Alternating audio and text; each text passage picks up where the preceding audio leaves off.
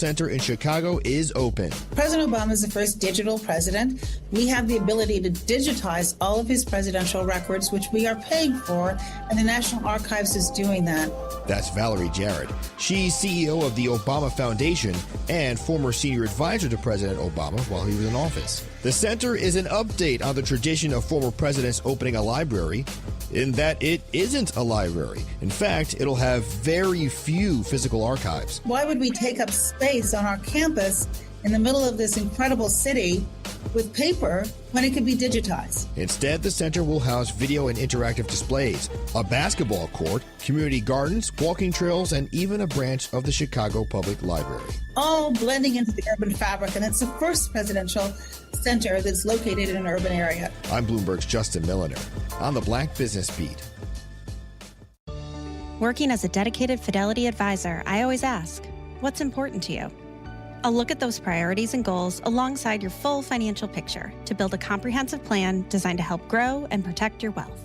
With proactive portfolio insights and an eye on taxes, I'm here to help you make the most of your money. I'm Laura Maxwell, and I'm a dedicated Fidelity advisor. Learn more at fidelity.com/wealth. Investment minimums apply. Fidelity Brokerage Services, LLC, member NYSE, SIPC. You can never have too many tools. Shop DeWalt deals at Lowe's. Get a free Select DeWalt 20-volt max power tool when you buy a Select 20-volt max 5-amp-hour battery kit. Plus, get a free additional DeWalt 20-volt max 8-amp-hour battery when you buy a DeWalt 10-inch 20-volt max dual-bevel compounded miter saw. Our best lineup is here at Lowe's. Valid through 6/24 while supplies last. Selection varies by location. You're listening to Milwaukee Black Talk on 101.7 FM. The Truth. And 1510 AM. W269DL. Milwaukee. A Milwaukee Black media company.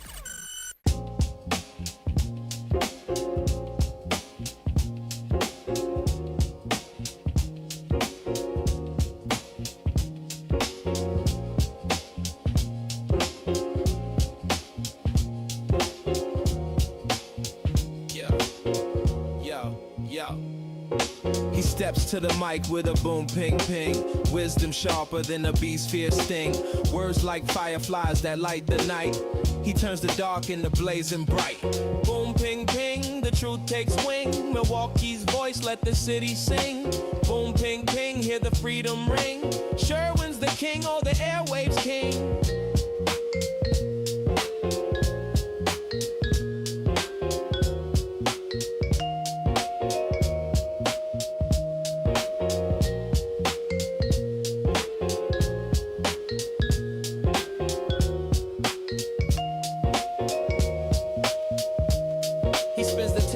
Shake the ground, unveils the truth where lies abound. Politics, justice, social streams. He molds the chaos into dreams. No silence here, just the sound of change. Boom, ping, ping, rearrange. Boom, ping, ping, the truth takes wing. Milwaukee's voice, let the city sing. Boom, ping, ping, hear the freedom ring. Sherwin's the king, or the airwaves king. Through the static, through the noise, he amplifies the people's voice. Boom, ping, ping, like a heartbeat's call. He's got the wisdom to break down walls. Yeah.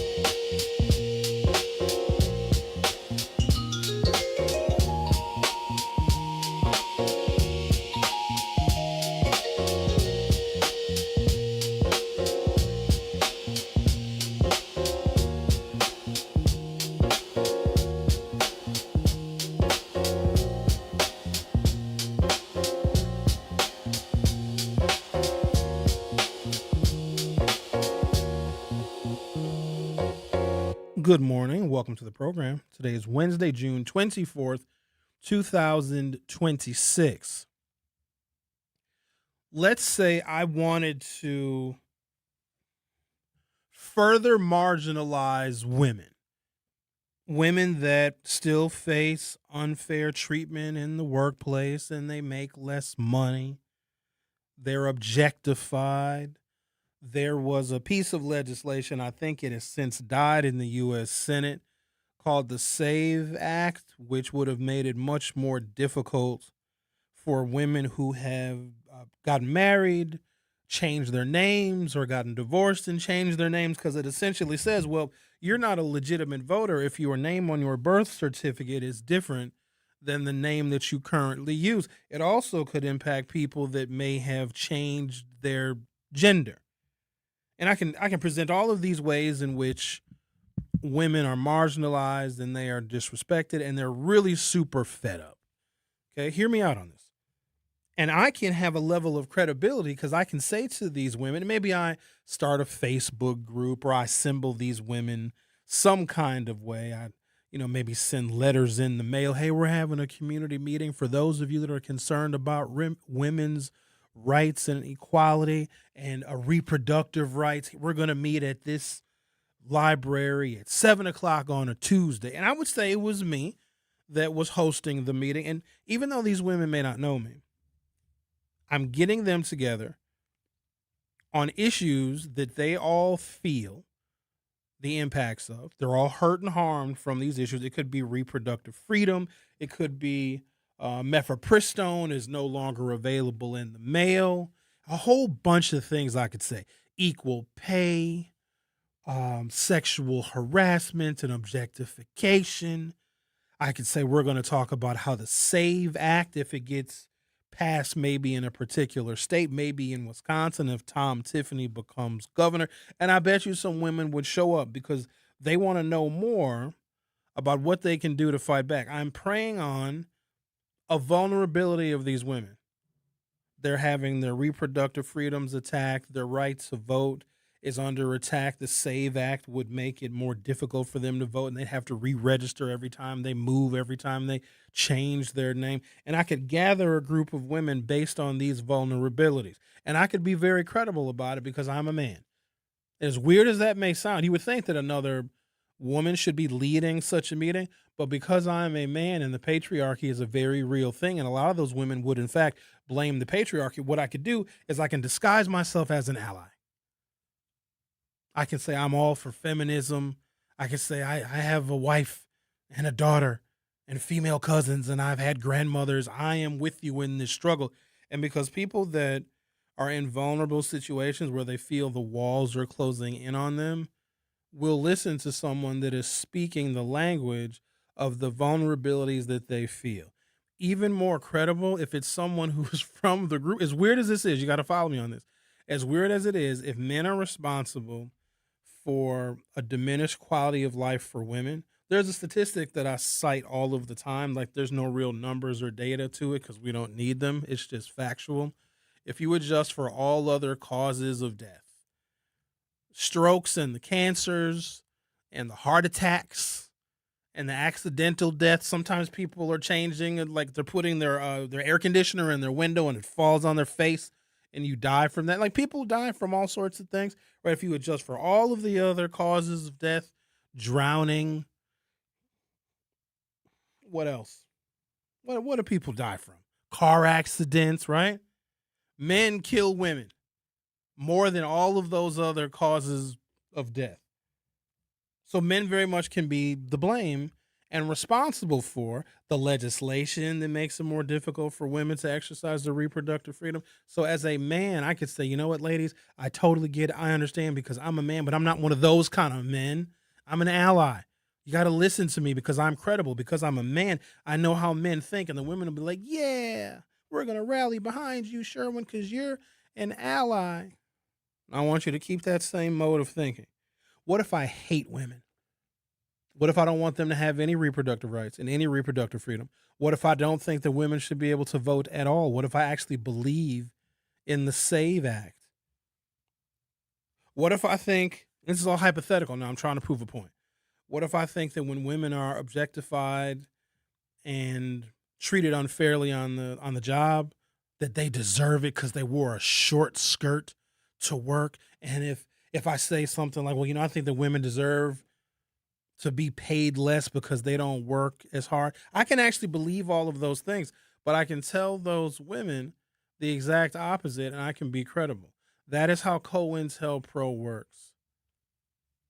You come disguised and dressed as an ally, preying on the vulnerabilities of a group so you gain credibility, because if you speak their language and talk about how they are oppressed, how they're paid less, how their rights are under attack. Now, some of them may be skeptical, but then there are some that would say, wow, let's hear this guy out, because he's coming from the perspective of someone that knows the patriarchy. He's a man, but he is speaking to us in terms of our own oppression, and you can gain instantaneous credibility. This is what Democratic Socialists are doing to black people in the city of Milwaukee. I need you to understand this. So there's a meeting right now at City Hall. I'm assuming that none of you are there because you're listening to me, and for that I thank you, where they are trying to push or suggest or bring to fruition what is called a public utility. You know, We Energies is very expensive. It costs a lot of money to heat the house and to cool the house, and it costs a lot of money. It is a monopoly. It's not like you can choose to get your lights and your gas to heat your home from another source. You can't. You're stuck with We Energies. And so there are some people in the DSA is actually involved in this meeting at City Hall. And then they have an alderman, Alex Brower. He's the alderman of the 3rd District, that is literally lying to people and telling people that the city of Milwaukee can have its own utility. That the city of Milwaukee, that can't fix not nan pothole, they can't remove not nan lead pipe from 70,000 residences, is qualified enough to make sure when you turn your light switch on that your ceiling fan works. Now, are there publicly owned utilities in the country? You betcha there are. But that is not the structure that we have here. In order for something like that to happen, because what they're doing is they're preying on, and I'm going to give you other examples. The whole thing at Midtown is preying on vulnerabilities in the black community, because everybody seems to think, and there's some evidence, that black people are under attack. And so what you do, if you hate black people or if you want to manipulate them, because Trump did the exact same thing. When you look at the extremes of American politics, they use the same formula. They manipulate people that don't know any better, and they manipulate them based on the ways in which they feel oppressed. It's like the banker who's taking all of your money in fees and in interest rates is now coming into your community and telling you how you need to start saving and putting your money into their bank. You can manipulate people where you otherwise would have zero credibility, because it's weird that like white people can come into the black community and tell black people. There's a picture that I saw where it's 2 black hands in chains, and it's being used by the PSL to say, stop the war on the black community, because they're still not stopping with the data center fight. And they literally are using something out of the Trump playbook, spreading misinformation. There has been multiple meetings. There's been in-person meetings. There's been virtual meetings, telling everybody who is willing to listen, this is not the kind of data center boogeyman that everybody thinks it is. And that has already been well established. In fact, I even had people on my show, the commissioner of city development and the alderman of the district. We cleared all that up. But because black people, some of us, are so incredibly vulnerable, we really believe that we are under attack, and we will find credible people that are actually the ones that are manipulating us. We'll find them credible and listen to them. It is exactly how some of our most accomplished and successful organizations got infiltrated by the federal government and destroyed, because we trust too much and we trust the wrong people. I'm telling y'all right now, y'all are surrounded by ops. Might even be your white coworkers. They pretend to like you. They want to hang out with you. They invite you to happy hour. They want to go do social stuff with you. They're trying to find out what hurts you. Where are your vulnerabilities? Where are you weak? What can they use to get in even closer so that they can destroy you? And this has been happening to black people since the beginning of time, but for some reason, we don't recognize it. Do y'all understand that allyship is a very important part of infiltration? Because we're our allies now. We don't even have allies running for governor as Democrats. They're all trying to manipulate black people. Not help, not assist, not provide, not even listen to, but manipulate. And it works. It only works when we don't recognize what is happening. And because our democracy has essentially faded into nothing, nobody trusts the media anymore. You don't trust anything that you read. You don't trust anybody that you see, but you do trust your pain. You trust the fact that you don't have enough money in your checking account to pay the rent and to buy the groceries, and you got to buy all of the food. And people know that. We come to find out that another Walgreens is closing, and they gave reasons for the safety of their employees, which absolutely I believe, but there's probably other factors as well. We're in an economic recession right now, but Trump is not going to tell you that because it's his economy. So there was an organization, I think it's the Bureau of Labor Statistics, and they are a nonpartisan organization. Now, they're affiliated with the federal government, but they report jobs numbers, unemployment claims, and the overall health of the economy on a month-to-month basis. Now, Trump didn't totally get rid of that, the National Bureau of Labor Statistics, but he infiltrated that very important bureau, which tells the American people what our economy is doing and how our economy is doing and how we should prepare for what's to come. And he filled it with loyalists. So if the economy is actually in a recession, do you think that people that Donald Trump appointed to be in that organization would tell the American people that the economy is in a recession? Donald Trump just appointed a new chairman of the Federal Reserve. You know, the person that controls interest rates? He is putting people in places that will protect him, protect his presidency, and be complicit in the lies that he needs to tell to the American people. And so we have all of this going on, so we don't trust anything or anyone. And what's going to happen very slowly but consistently, more and more people are going to suffer. More and more places are going to close. Wages are not going to go up. Your insurance is going to be much more expensive. And there's going to be also all sorts of vulnerable people, including black folks who already have less education. We have less money. We have less assets. And so when you have this combination of things and we as black people begin to suffer, including suffer from a lack of information, we are ripe to be manipulated by people that have sinister intentions, because where were they before? What credibility have they ever established? Like, why do you only, like, you weren't there for the birth of the baby, but you showing up at the funeral. Don't you question that? Where people just show up all of a sudden and tell us how bad things are in our community when you got a white organization saying, stop the war on Black Milwaukee. Wait a minute. That's something that we as black people reserve the right to say to one another. Not a white person or a white organization that needs to reinforce the war on black people so they can come in and say, hey, black people, you know there's a war on you. Here, come and join us because we're over here telling you that there's a war on you. No one wants development in the black community because with development comes additional opportunity. And you know what we do with opportunity, what black folks do with opportunity. We spin it, we exploit it, and we get the most out of it. But if you can keep African Americans in particular, and this works for other groups too, migrants and immigrants, et cetera, but if you keep them in a vulnerable position and situation, keep them poor, keep them ignorant, then you can bend them and mold them any way you want, including for sinister political purposes. And I know people are probably thinking, oh, Sherwin, nobody would do that to us. Yes, they would. They've been doing it since we got here. Please tell me when all of a sudden people decided they wanted to be fair to black people and nice to black people and be accommodating to black people and be honest to black people. And this is even evident. It's literally everywhere. A liberal Supreme Court that we helped elect took away $20,000 worth of scholarships for black students. And they said that they had to do it because the U.S. Supreme Court told them to. That is insane. There were 4 remedies that our liberal Supreme Court could have taken so that black people can get $20,000 to go to college. Now, you know what's going to happen? Because now that scholarship is unconstitutional. Less black people are going to go to college. Because if you go to college, obviously not for everybody, but for some, you might learn critical thinking. And then this society that we are living in, you will see it way differently. If you were able to go through the discipline of getting a college degree and understanding how this society actually works and reading history and knowing how these things happened before and how they change and how they morph for the times, that opportunity has been taken away from some of our students who need that information more than anybody else. So if you keep people ignorant and if you keep them blind, they're not going to know what's happening to them, and they can still be manipulated by the suffering that is manufactured. Let's talk. I got to take a break. Take a break, come back.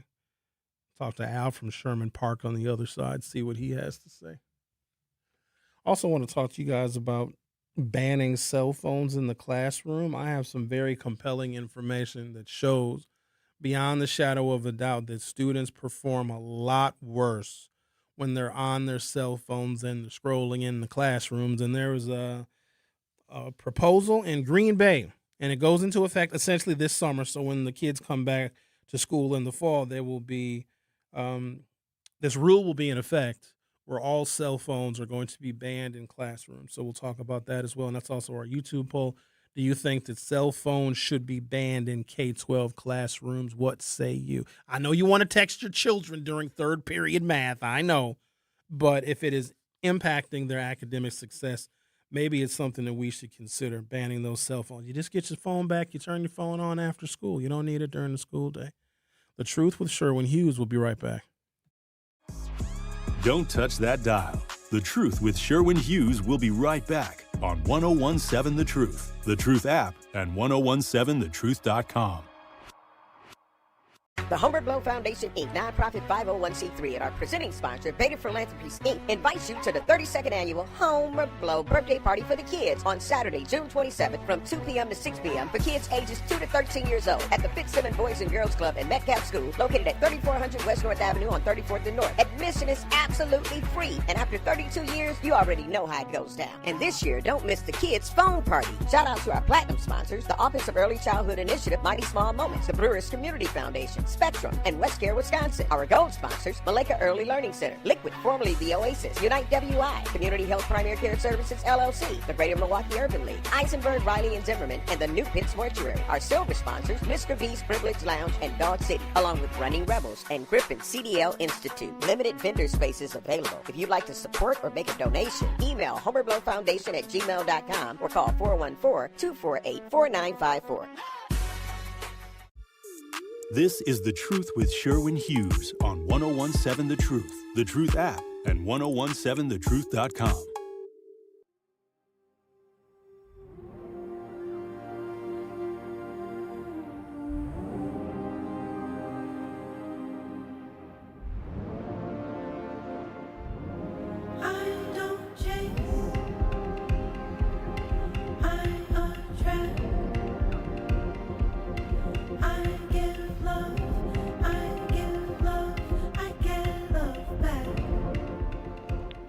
Al from Sherman Park. You're on 1017 The Truth. What say you? Hey, Sherwin.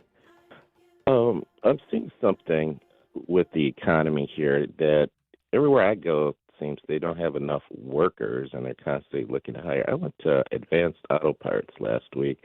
The bottom of my receipt, they're like, we're hiring. And then I'm watching things on YouTube, and it's like, we're looking for auto technicians. We'll pay you up to $150,000 a year. We're looking for HVAC. And everywhere I go, it seems like there's a shortage. Even in my field, well, I know there's a shortage in the medical field. It's really like, why is everything taking so long? Why can't I get appointments? Why am I on hold so long? We already have 700 representatives where I work taking phone calls, and that's not even enough. And people are still on hold. So I think the economy is doing well. I just don't know why we have a lack of people in the workforce and why we're waiting everywhere we go. So grocery stores. Couple things. Are you making a comment or you have a question somewhere in there? Are you just making an observation? From what I'm seeing, people are asking, why aren't there enough workers? Why aren't there enough workers? And we're trying to hire. Now, maybe some fields are too technical where we can't just hire you off the street today. You answered your own question. Tomorrow. Okay. So you named a lot of trades. We know that there is a tremendous deficit of labor when it comes to the trades, and the trades have been telling us this for the last 20 years. That's number one. Number two, just whatever you as an individual is exposed to is not any kind of barometer of the overall economy, because the U.S. economy is tens of trillions of dollars. So just because you see places that are hiring doesn't mean that we really have a surplus of jobs. People need a skill set. If you don't have a skill set, then of course these companies that require a skill set and education and a resume and experience are going to be hiring, because those folks, they don't really exist.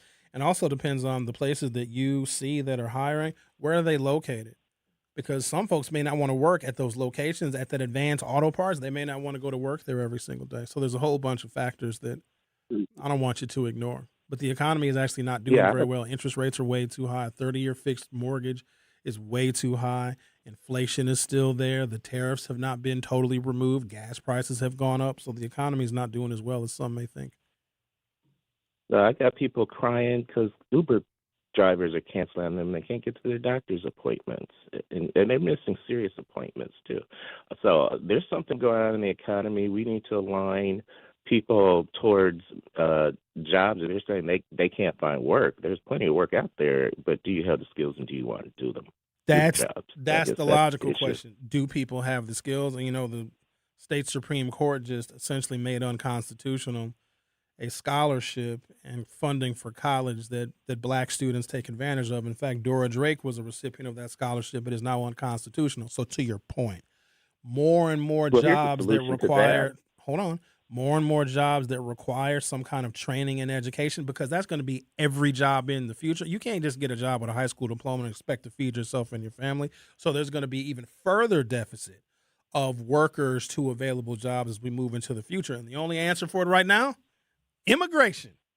Better bring the Mexicans over here. Better bring the trained people from Afghan or Pakistan. Well, the solution to those scholarships are make it zip code based, not race based, disadvantaged zip code based. That's the exact same thing in a segregated city? It's the same thing. If I say, this scholarship is available to people that live in 53206, 98% black people, it's the same thing. It's just an end around. It's a loop around, because the Supreme Court is looking at race, looking at zip codes, and the segregated cities is the same thing. But you're just not using the word race. Okay. But it's still race-based. All right, fair enough. Lawyers argue semantics. Trust me. All right, then. Hope you can stay employed in this wonderful economy. Yeah, just because places are hiring and looking for work doesn't mean that the economy is doing well. And so the other thing is, and this is probably not the best course of action, but there are some people, because they are or underemployed, they qualify for some benefits. Maybe they qualify for SNAP or whatever. What's the one we have here in Wisconsin? It's got a name. The Food Share Benefit Program in Wisconsin. So maybe you qualify for that. Maybe you qualify for a little taste of the rent assistance. Maybe you qualify for a little taste of the energy assistance. Maybe you qualify for free or subsidized childcare because you are currently under or unemployed. Now, you can go get a job, maybe. You got to deal with transportation costs. Maybe you have a car. Maybe you don't. You got to take the bus, whatever. But there's always costs involved in moving from one place to another. And let's say you get one of these jobs. You still are living in poverty because the job may only pay. I don't even know if somebody can live off of $15 an hour. But you would make that $15 an hour, still wouldn't be able to make ends meet. But now you got to pay for all your own food because you don't qualify for the food subsidy anymore. Now you got to pay the ridiculous cost of childcare because you don't qualify for the childcare subsidy anymore. Now you got to pay, full price for everything because you no longer qualify for some of those benefits. Now, to some people, they'd say, I'd rather stay unemployed and qualify for all these benefits than get a job for $15 an hour where I lose every single one of my benefits and I'm even broker. Because there's not really a lot of middle of the road jobs. Either you're making minimum wage or really close to it. And minimum wage is crazy because it's basically an employer saying, I would love to pay you less, but it's illegal. So I'm going to pay you $7.25. That's insane to even say. You know how much stuff I can do in an hour and to only get a $5 bill and two singles and a quarter? in an hour, I'm not even going to talk about how much sex I can have in an hour. Good Lord. Whew. I mean, I could drive damn near to Chicago in an hour. I could stock damn near a whole warehouse. You put me on a forklift and I'll stack up 47 pallets in an hour. That's a lot of time to only get paid $7. My first job, I worked at a department store called Yonkers. It used to be at Northridge, both of whom are gone. There's no more Yonkers. There's no more Northridge. That was my first job in 1991. You know, in the 20th century, I made $4.25 an hour 35 years ago. And it was a low wage, but you could still buy stuff. I don't know. I may be, how many hours I work? I don't know, a little 20 hours a week, maybe a little 10, 15 hours a week, a little $40 paycheck. The paycheck was so small, they didn't even really take any taxes out of it because I don't think I met much of a threshold to even have taxes taken out of my check. But you give a 17-year-old kid $40, $50 a week, I thought I was rich. I mean, you can go to a movie for $1. McDonald's didn't even have a dollar menu yet because a hamburger and a cheeseburger and a small fry and a small soda, none of that stuff even cost $1 yet. McDonald's only had to move to a dollar menu when some of their smaller items, because of inflation, started to rise above $1. Can you imagine that? A cheeseburger used to be 49 cents. A taco at Taco Bell, I just went to Taco Bell recently, and I was appalled. I don't go to Taco Bell very often, but I wanted me a chicken soft taco. I got 2 chicken soft tacos, and it was $6.50. I was offended, and they're small. Oh, so you know how you guys got on me yesterday? Because I forgot I had bottled water cases on the bottom of my cart. Really, I was the victim in that situation because the person that's scanning my groceries is supposed to check my cart. I mean, I forgot. But you guys got real mad at me. Said, oh, Sherwin, you don't have any integrity. Whatever. Let me tell you what happened yesterday. So, you know, McDonald's has got really good strawberry banana smoothies. I wanted me a strawberry banana smoothie. That's all I wanted from McDonald's. I wasn't getting no McDouble or a McChicken. I wasn't getting a McNugget. I wasn't getting a McNothing, but a McSmoothie because they're very good. They're cool and creamy and sweet. I said, let me hop in the vehicle. Let me go on down the street, go to McDonald's. All I'm going to get is a large strawberry banana smoothie. It's very refreshing and it's hydrating. And it might be healthy. Not sure. It's a smoothie, so maybe. As I'm waiting in the drive-thru and that menu doesn't, you don't stare at the McDonald's menu. The McDonald's menu stares at you. So the menu's talking to me. Hi, Sherwin. Remember me? Yeah, we go way back, don't we? We go way back to Happy Meals, remember? Remember, Sherwin, you used to order a cheeseburger and a small fry and an orange soda and it come in that Happy Meal box and you sometimes get a toy. Remember us? Huh? I say, yes. And I said, remember, I'm only going there to get a strawberry banana smoothie. That's the only thing that I was going to get from the McDonald's. I wasn't going to let that menu talk to me, even though I've known that menu for a long time. We go way, way back. Early in the morning for breakfast, late at night, some after bar eating. Oh, I know McDonald's menu like the back of my hand. Can't never go wrong with a snack wrap, yet I resisted. So here's what happens.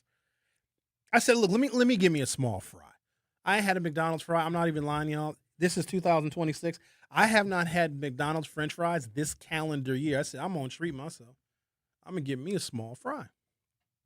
And I'm going to get my strawberry banana smoothie. Because, you know, a small fry, that's for the ride home. But you got to be careful because you don't want to drop a fry and then it falls between your seat and your armrest and then it's there forever. That's a terrible place for a French fry to fall. And then for the rest of the time you own your vehicle, you smell that one fry. I didn't want that to happen. So I get up to the window. He's like, hey, can I take your order? I said, I'd like a large strawberry banana smoothie and a small fry. He was like, will there be anything else? I said, no. Very proud of myself. So I go up to the next window and I pay. And the smoothie wasn't cheap. It was like $8 for the small fry, 7 something maybe for the small fry and the strawberry banana smoothie. So I go to the window, I pay, and then I go to the final window to get my order, and I notice that there's a bag that's too large for just my small fry. So they give me the bag first, and then they follow with my strawberry banana smoothie and the straw. Thank you, have a nice day. I look in the bag, and it was 2 large fries. Hold on now. And I'm sitting there. I didn't pull off yet. I only paid for 1 small fry. They messed up. And here's the other thing about this McDonald's. I went to the one that's on, it's like 67th and North Avenue in the Wauwatosa. Nobody spoke English. So the person that took my order, he was black. Then the person because you go to another window to pay, he was like biracial. But the people at the last window that put your food in the bag, they were speaking nothing but Spanish. I ended up getting 2 large fries. Now, all of you moral people, what was I supposed to do? Hi, I'm sorry. I only ordered a small fry. Please take these 2. And it was hot. Honestly, some days I would take a straight out the grease, perfectly salted French fry from McDonald's over most women I've dated, because the fries provide pleasure that doesn't talk back or ask for money for their nails to get done. You know what I mean? Blasphemy.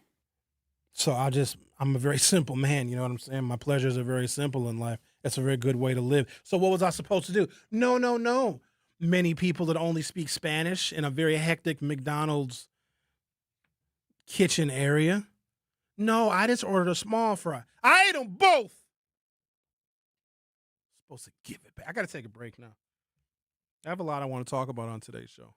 I don't want our community to continue to get manipulated by political candidates that are simply ignoring us and trying to get elected around us. And I also don't want the vulnerabilities in our community to further increase, allowing people that have no interest in black progress coming in and telling us how we're vulnerable and telling us how there's a war on us and telling us how everything is terrible. But they're just going to use the fact that we are in a disadvantaged position to try and organize us into a political ethos that is actually anti-black. They're playing with us, y'all.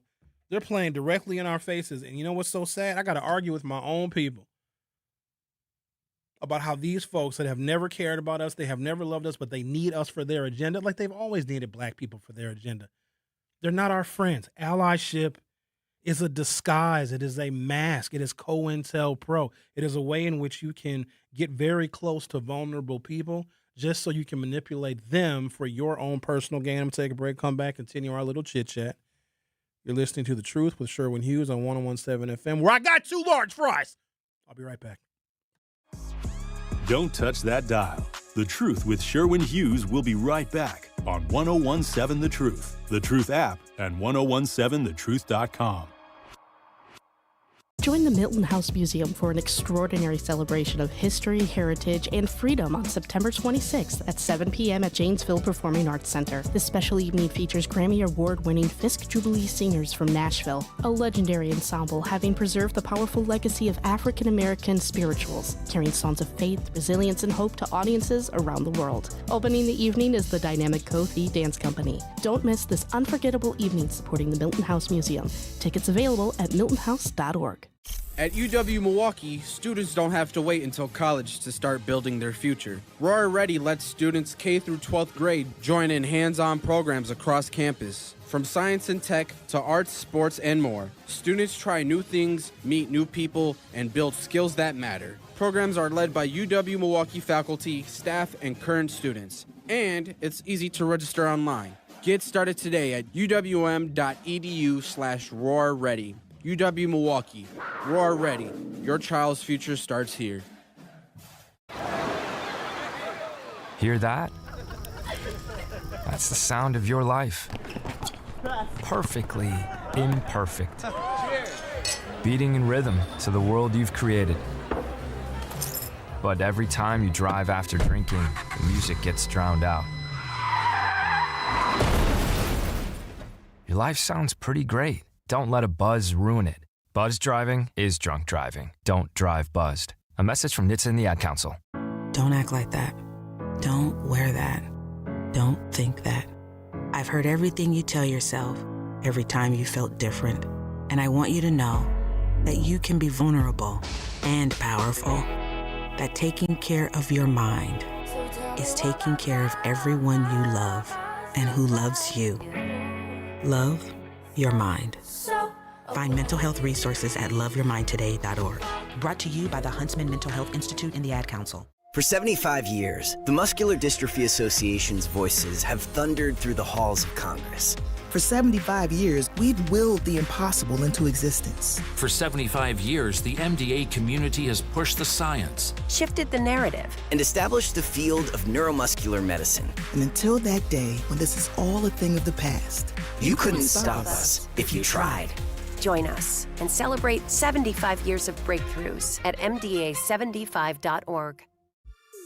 This is The Truth with Sherwin Hughes on 1017 The Truth app, and 1017thetruth.com.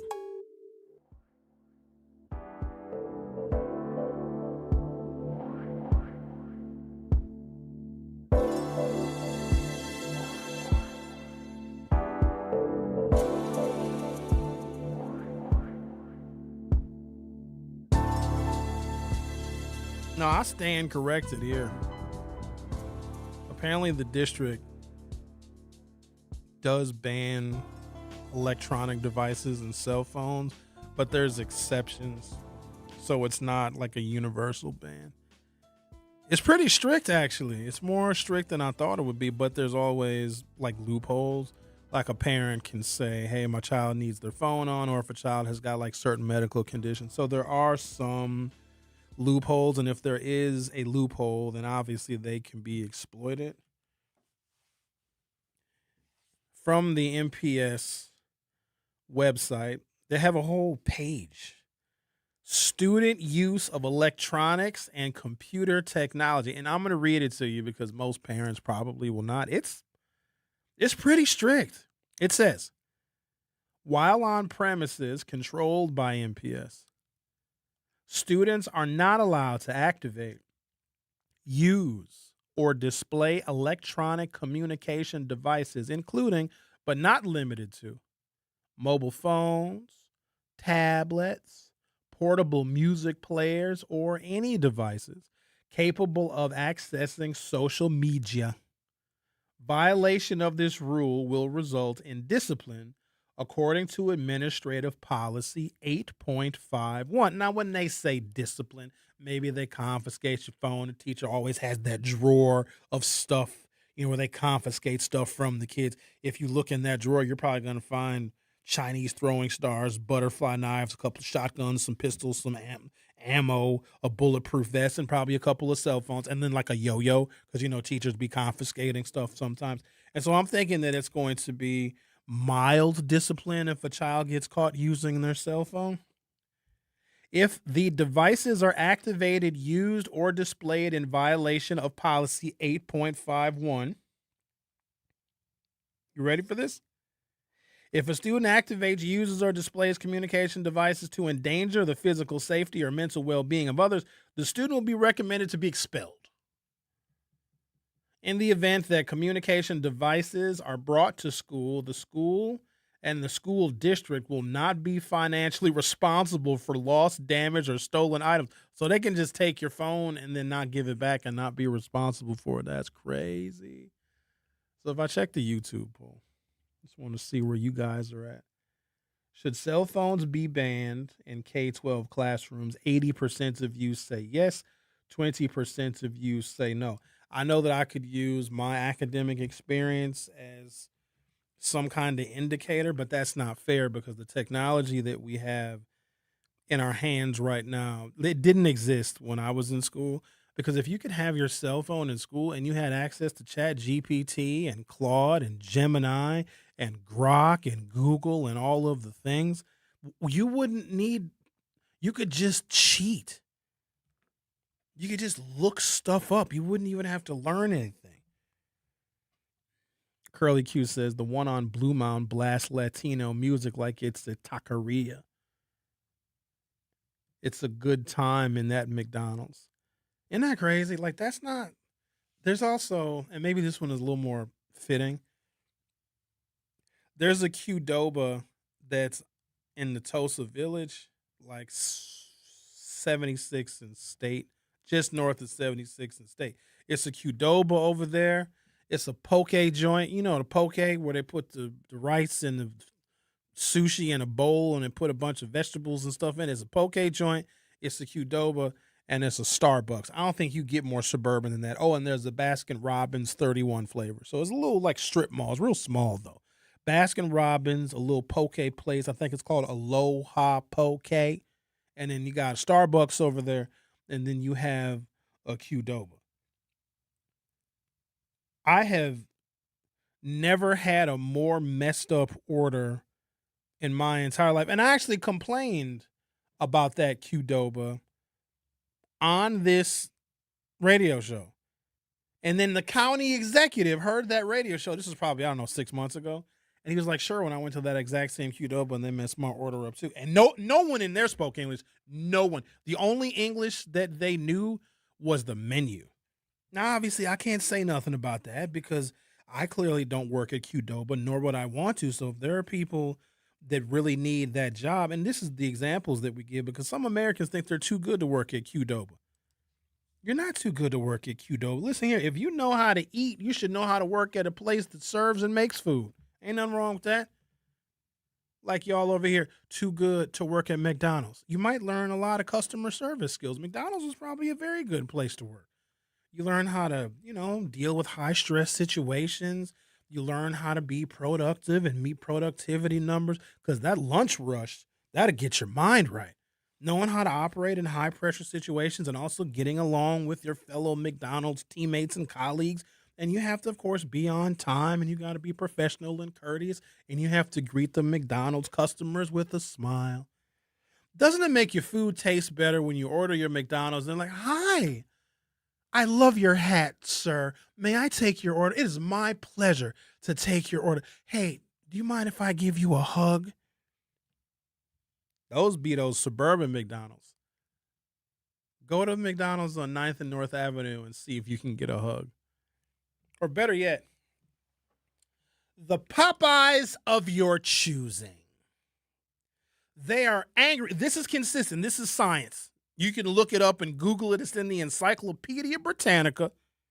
If you go to any Popeyes anywhere on planet Earth, they are angry that you decided to go to Popeyes.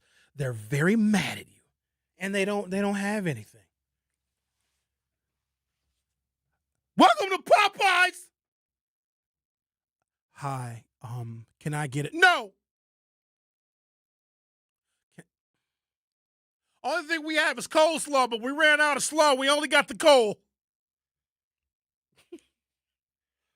Okay, can I get a large Coke?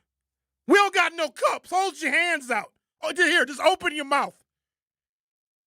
I'll put some Coke in my mouth, and then I'll put it in your mouth like a baby bird. Oh, I got to take a break because I'm losing my mind. I thought that was really funny, though, because they run out of stuff. Welcome to Popeye's Chicken and Biscuits. We don't have either. Hi, welcome to Popeyes. We are currently serving Burger King. The Truth with Sherwin Hughes will be right back. Don't touch that dial. The Truth with Sherwin Hughes will be right back on 1017 The Truth, The Truth app, and 1017thetruth.com.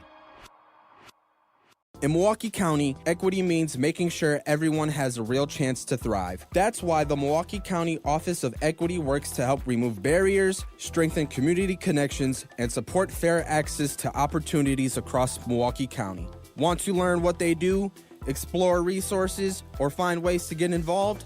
Just search Milwaukee County Office of Equity online. Milwaukee County Office of Equity, advancing equity for all Milwaukee County residents. For more information, search Milwaukee County Office of Equity online. Talking about guns with others might not always feel comfortable, but it could save a life. Here's a way to start a conversation. Your family is going over to your neighbor's home for dinner for the first time. How would you ask if there are any unlocked guns in the home? Hey, we're so excited for tonight. Before we come over, though, may I ask if there are any unlocked guns in your home? Our guns are stored securely, locked in a safe that the kids can't access. Awesome. Learn how to have the conversation at agreetoagree.org. Brought to you by the Ad Council. In sitcoms, when someone has a problem, they just blurt it out and move on. Well, I lost my job and my parakeet is missing. How was your day? But the real world is different. Managing life's challenges can be overwhelming. So, what do? We get support. The Huntsman Mental Health Institute and the Ad Council have mental health resources available for you at loveyourmindtoday.org. That's loveyourmindtoday.org. See how much further you can go when you take care of your mental health. Mommy, can I sit in the front seat just this one time? Please, please, please. No, not yet. But why? Because I love you, and you're just not ready yet. Now, get in the back so I can get you in your car seat, please. Putting your kids in the right seat for their age and size is an act of love. Check that your kids are in the right seat at NHTSA.gov/the right seat. Love protects. A message from NHTSA and the Ad Council. In the United States, a vehicle is stolen every 31 seconds, about as long as this message. Luckily, you can take a few easy steps to protect your car in the same amount of time. Remove your valuables, roll up your windows, don't leave your car running unattended, lock your doors, and take your keys or fob. If you have information about a crime, call the police. If you suspect insurance fraud, also call 800-TEL-NICB. A public service message from the National Insurance Crime Bureau. This is The Truth with Sherwin Hughes on 1017 The Truth app, and 1017thetruth.com.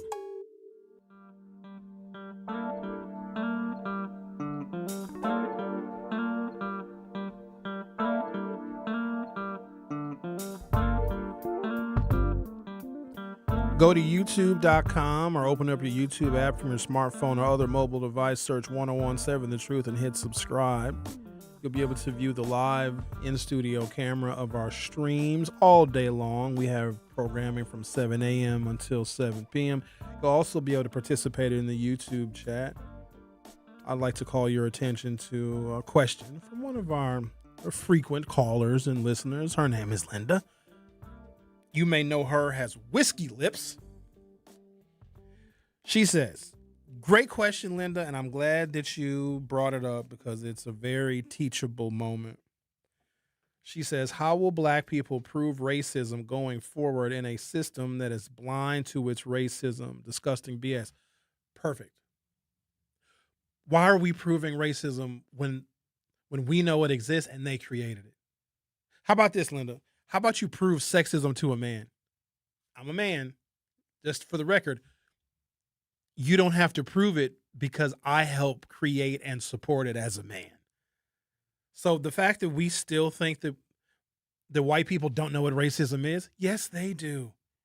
It is in their best interest to play dumb. And some of them legitimately don't know. But we shouldn't have to prove it to them because it is the system in which they operate. It is the system that created our systems and our institutions, our schools, our incarceration system, our tax system, the system of banking and regulations and credit scores, insurance rates. Racism has had an impact. Geographic, housing patterns, housing covenants, all of those things that I mentioned put race forward and put race first. So no, we don't. Why would you spend your time proving that there is oxygen to someone that's breathing it? I just want to call attention to the fact that we have been exploited because of our vulnerabilities, because there are still a bunch of negative social indicators where African Americans are still lagging, right? And so someone that really does not have our best interests in mind can say, wow, black children aren't doing very well in school and black people are chronically unhealthy and chronically underemployed and unemployed and have less assets and own less homes. And then somebody who actually really hates us will come in our community and they'll come in on this magic carpet of telling us what we already know about us, and we will automatically deem them credible. Like a white person will come and knock on your door. Hi, I am with the XYZ political campaign. Did you know that a lot of black people go to jail for crimes that they didn't even commit? Did you know that black people are racially profiled and pulled over by the police a lot? And what do we say? You know what? You're right. And then they'll go into some real good detail, and they'll say something like, black people are suffering from chronic diseases like type 2 diabetes and kidney disease and all these other things. And you'll say, damn, my mama and my grandmama and my cousin and my sister and my niece, they all got the type 2 diabetes, and they only have one kidney between all of them. Hey, come to our meeting. We're going to organize, and we're going to do something about all these issues. And they got you because you know and understand those vulnerabilities. I could also give you the inverse. Trump can say to white people and middle-aged white men, these Mexicans are coming over here and taking your jobs. Oh, by the way, the Democrats are cheating, and that's how they get elected. Did you know that these, this DEI and this affirmative action stuff, this is what Trump would say to people. These blacks getting all of these opportunities and being able to go to college for free, that's really hurting you as good old-fashioned God-fearing white people. And one of those God-fearing white people say, yeah, you're right. Yeah, you're right. And Trump will say, hey, vote for me. I'll be your retribution. He manipulated those people. And here's the thing. He did nothing for them. They're doing the exact same thing to us. In fact, I would say it's easier to do it to black people because we are very good at and very versed at communicating all of our disparities. And finally, when a white person is able to recite our disparities back to us, we think that they know us and that they understand. And some do, but here's the thing. You can't tell which ones are manipulating. And the only thing you can use as a barometer is have they established credibility before, or are they just showing up,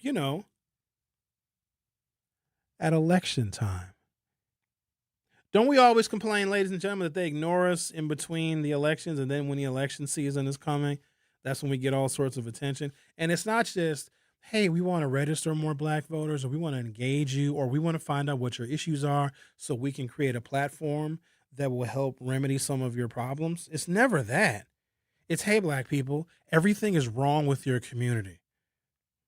Everything is terrible and it's getting worse. Come and join us. And then on the other side, Trump will say, they're taking all your jobs. The Mexicans are. We have open borders, and open borders are killing. And they're bringing in the fentanyl, and they're killing everybody with the fentanyl. And then a family who lost a child to a drug overdose is going to find Donald Trump credible. We are being manipulated by our vulnerabilities, and we can't see it. That is how you infiltrate vulnerable communities that used to be closed to outsiders. There was actually a period of time in Milwaukee where white folks couldn't come in our neighborhoods and come in our communities with their own political agenda and organize a protest. That's nuts. I'm going to take a break. When I come back for hour two, I want to dig into the details of how the Democratic Socialists of America believe that the city of Milwaukee could actually run its own utility. The Truth with Sherwin Hughes will be back for hour two. Don't touch that dial. The Truth with Sherwin Hughes will be right back on 1017 The Truth app, and 1017thetruth.com.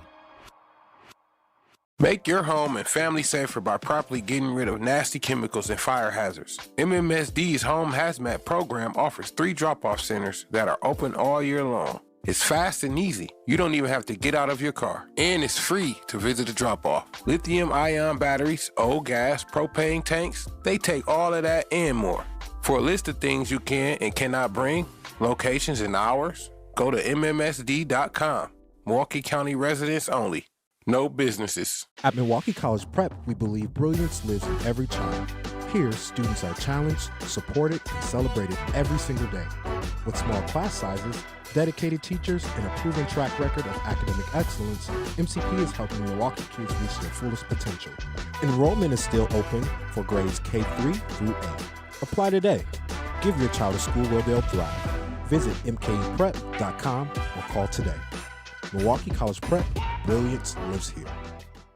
In sitcoms, when someone has a problem, they just blurt it out and move on. Well, I lost my job and my parakeet is missing. How was your day? But the real world is different. Managing life's challenges can be overwhelming. So, what do? We get support. The Huntsman Mental Health Institute and the Ad Council have mental health resources available for you at loveyourmindtoday.org. That's loveyourmindtoday.org. See how much further you can go when you take care of your mental health.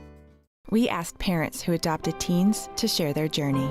When I met both of them, it was like my missing pieces were found. Like it was just like an instant, these are my kids.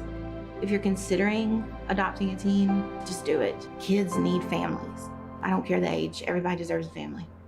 Learn about adopting a teen from foster care. Visit adoptuskids.org to learn more.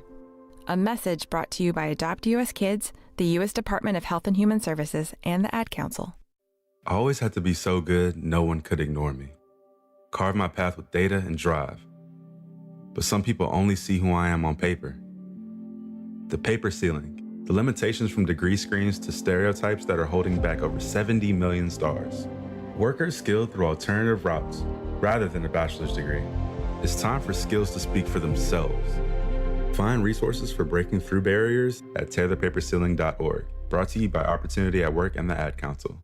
You're listening to Milwaukee Black Talk on 101.7 FM. The Truth. And 1510 AM. W269DL. Milwaukee.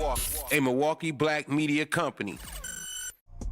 You are listening to The Truth with Sherwin Hughes on 101.7 The Truth app, and 1017thetruth.com.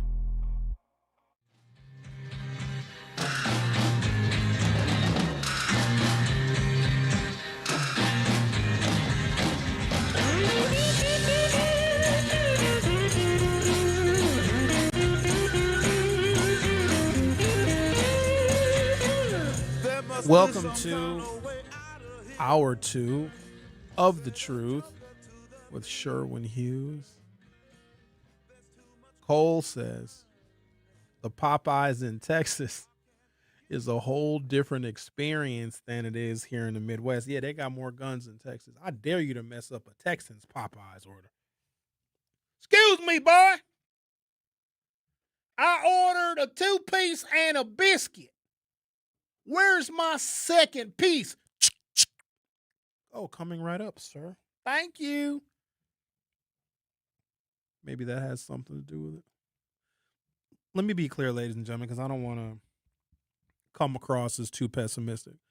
I wish that there was an alternative to our current power provider in southeastern Wisconsin. I really do. I wish that they would compete, and whoever had the best service and the lowest rates would be the preferred option, but we don't have that option. We have We Energies. Now, they are very heavily regulated, as they should be, because they're a monopoly, because we can't select another power company. So they're regulated by the Public Service Commission, and I know that our governor and other elected officials have an impact on who serves on that Public Service Commission, and they are accountable to us. They have to let us know if they're going to raise rates. They're a private company, though, too. That's the other thing, and they own the infrastructure. And the infrastructure is very expensive. It is very, very complicated. And I don't believe that our local government, with a $2 billion budget, is equipped to administer and to be the executor of the power company that distributes power to a good piece of southeastern Wisconsin. And I don't even know how they would do it. But the problem is there's a lot of folks that would say my energy bills are too high. And we don't have another energy company that we can buy our power and our gas from that heats our homes, right? And so I understand that vulnerability. Some people can't afford to pay their We Energies. And then that's a vulnerability. If everything else is getting more expensive, that utility bill, I swear, We Energies and my water bill, it's like right when I pay them, here comes another bill. And they send me a text message. They be reminding me, hi, Sherwin, We Energies. Your bill is due in 5 days. Hi, Sherwin, We Energies. Your bill is due tomorrow. Good morning, Sherwin. Your We Energies bill is due today, or we're coming for that ass. They're very rude. And we don't have any recourse because there is no competition. So doesn't it make sense that you could say to people that are financially vulnerable, they don't have enough money as it is, and you gotta pay the We Energies now? Long time ago, I was like, screw We Energies. I'll pay them when I feel like it. Oh, we've all said that before. Plus, there's a moratorium on cutting someone's power. I think it starts November 1st or December 1st, where they're not going to turn your power off if you don't pay your bill, because it gets cold in the wintertime, and then people die when it's cold. So they'll keep your heat on and your electricity on, but then the moratorium ends on April 1st. So I thought I was slick. I was like, I'm going to have all sorts of money for Christmas this year. This was many, many years ago. This is probably when I lived off of I think I lived off of 56 in Villard back then. I was just finished undergrad, and I was doing my graduate coursework, and I didn't really have a whole heck of a lot of money at the time. I was working at a nonprofit. I mean, I was doing okay, but I wasn't rich. I wasn't exactly smart with my money as a new college graduate who decided the first thing that he needed to buy when he graduated from college was a brand new car. You want to know what stupid is? I bought right off the showroom. Well, actually, I leased it because it was cheaper than buying it. The buy payment was frightening because I didn't have a down payment. I bought a 2001 Nissan Pathfinder, 6-disc changer in the dash. That was high tech back then. Now had the power moon roof, the leather interior. It was black on black. No money down because I didn't have money for a down payment. I literally just graduated from college. Now, I did have a job because I had an internship my last year of undergrad, which turned into a full-time job. I was making $33,000 a year, my first job out of college. And I thought I was rich. My student loan payments hadn't kicked in yet. My cell phone was only 10 cents a minute. So I didn't have no bills. I didn't have no credit cards, no credit card debt. So I said, I'm buying me a car. And back then, there used to be incentives for college grads. Oh, new college grads, come on into the dealership for $500 off your new car purchase. Not really enough money to buy a new car, but, took advantage of it. I still remember what my car payment was. And this was I got that vehicle in the fall of 2000. The 2001s had just come out. So it was new. In fact, it was so new. It was new for the whole next year that I drove it because I bought it in the fall, October of 2000, and it was a 2001, okay? My lease payment, listen to me now, 26 years ago was $571 a month. And my mother had to co-sign. She was like, Sherwin, I'm making the biggest mistake of my life. I said, come on, Mom, co-sign for me. I didn't have no damn credit. So as you could imagine, I told We Energies to screw off. I didn't want to pay him. The moratorium ends. I owed God knows how much on my We Energies bill. I get a knock on the door. The guy had a vest on and a badge. I look out the it was more than a peephole. It had like a square glass cut out in my door. Hey, We Energies, I'm here. I'm here to turn off your power. I said, don't do that. And all he did was just let me know that he was turning my power off. And I experienced what it's like to get your electricity turned off because you didn't pay your bill. Here's what I heard. A really loud click and then refrigerator, no power, microwave, no power, electric stove I had at that house, no power, air conditioning, no power. I said all that to say this. I think that it would be in our best interest to have a utility company that could compete with We Energies. Let me just throw this in here too. I'm not trying to throw We Energies entirely under the bus. Where I live currently, my power has been pretty damn reliable. Now, there's been some outages now in the years I've lived in my house. I ain't going to lie to you and say there haven't been outages. There have, but they've never been longer than, I don't think I've had an outage longer than 36 hours. And we've had some monster storms since I've lived in that house. I lived in that house since 2004, so 22 years. I mean, we've had some really big storms. We've had storms where even since we've been at 1017 The Truth, we had a big storm, I think in maybe August of, it must have been 21, where my colleague Joe Brown, his power was out for 5 days. I couldn't even imagine.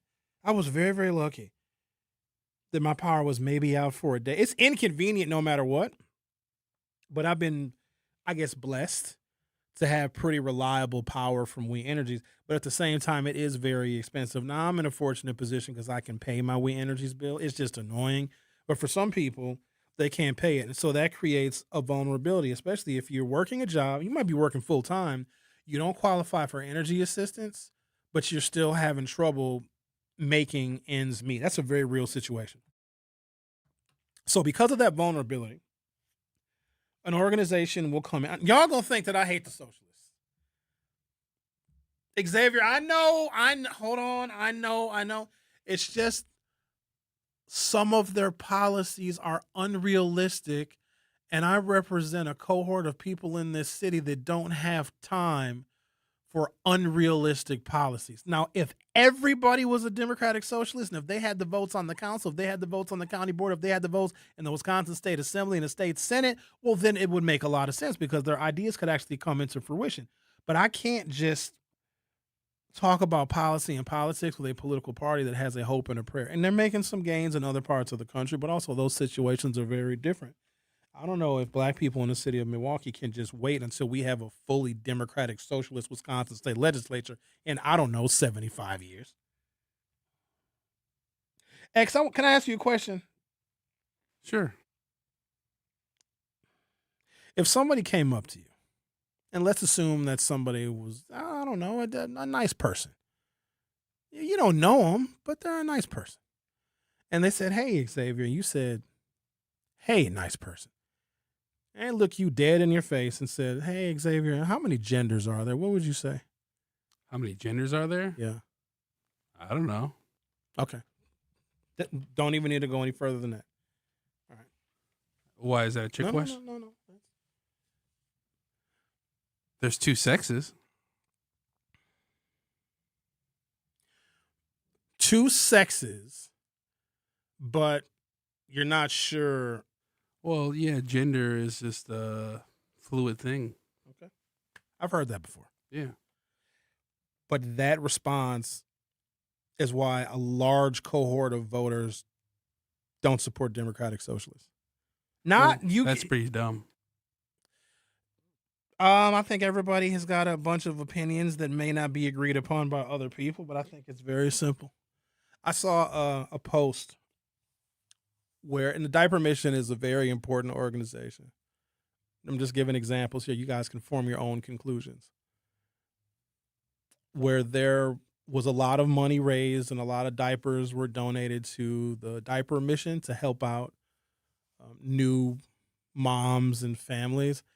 And instead of saying that they were providing these resources for women that have babies, and I read the comments because there was a post on social media talking about the great work of all the volunteers and all the contributors to the Milwaukee Diaper Mission. And I'm reading the comments. It was a very nice nonprofit.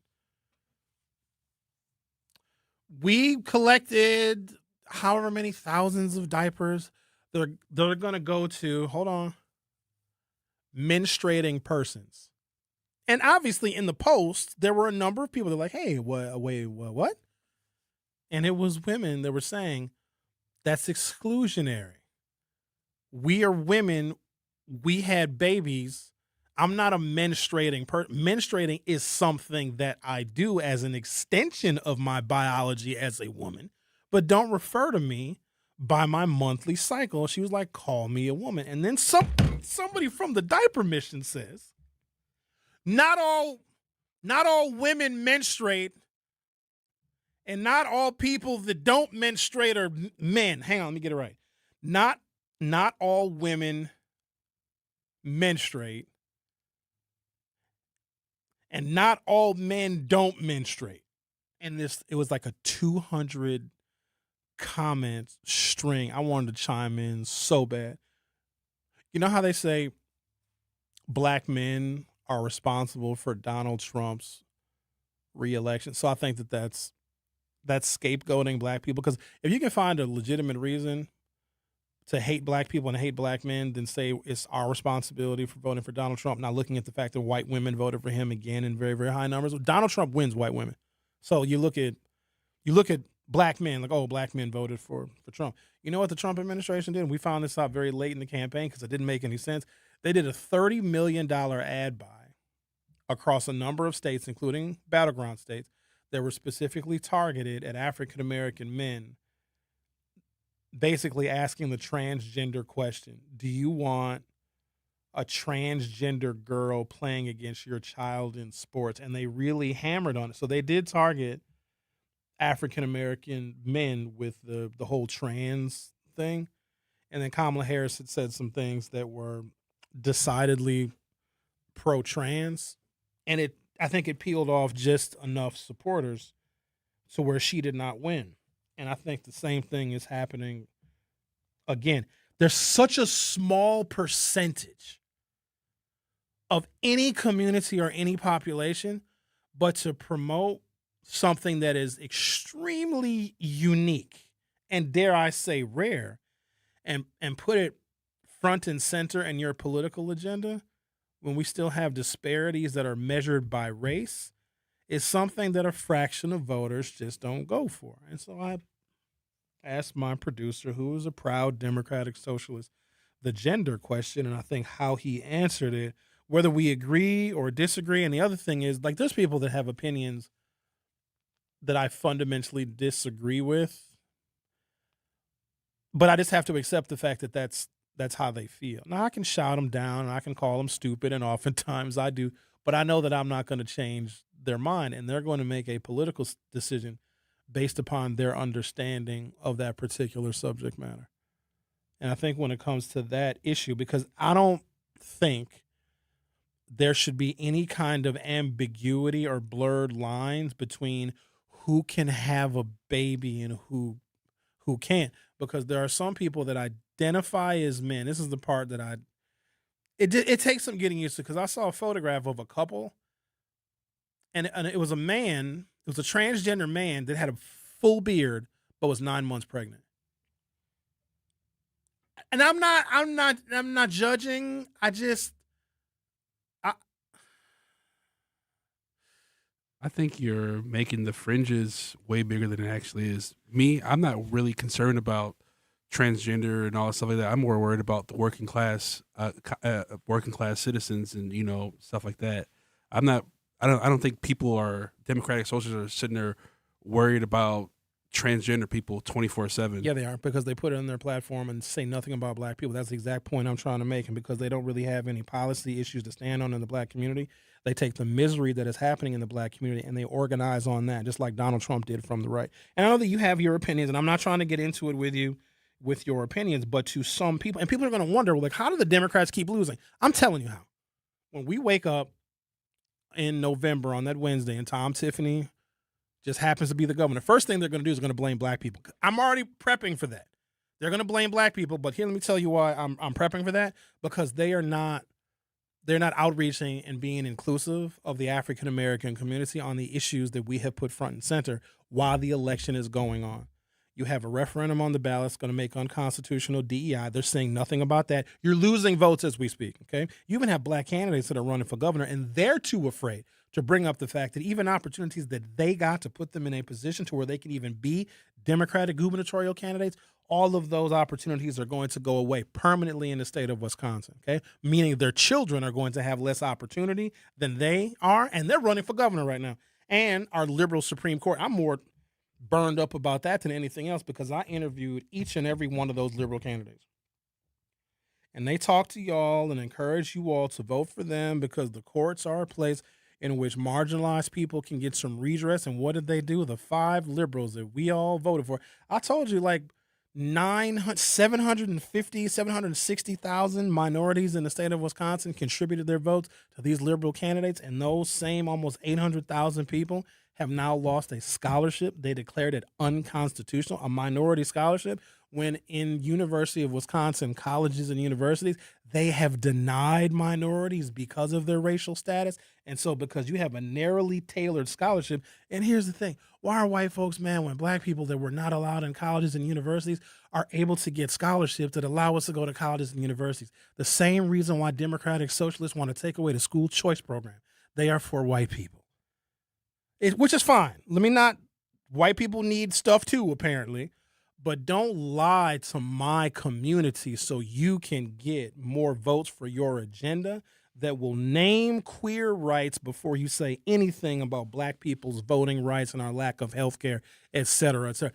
That's the problem that I have, and ain't nobody gonna talk me out of that, because as of right now, no one is even talking about the issues that are impacting black people, not even the black candidates for governor. It's just very disappointing, you see. But there's got to be some damn voice of reason. And no, this does not come down to a bearded man that was 9 months pregnant. And I hope that he had a very healthy baby.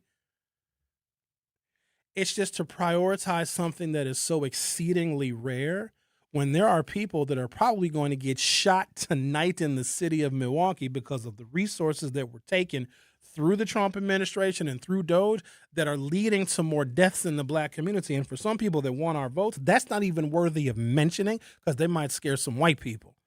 Because if you talk about what you may do for black folks, you might do some repair for black people or reinstate opportunities or reinstate diversity programs, which actually do help us, which in turn helps everybody else.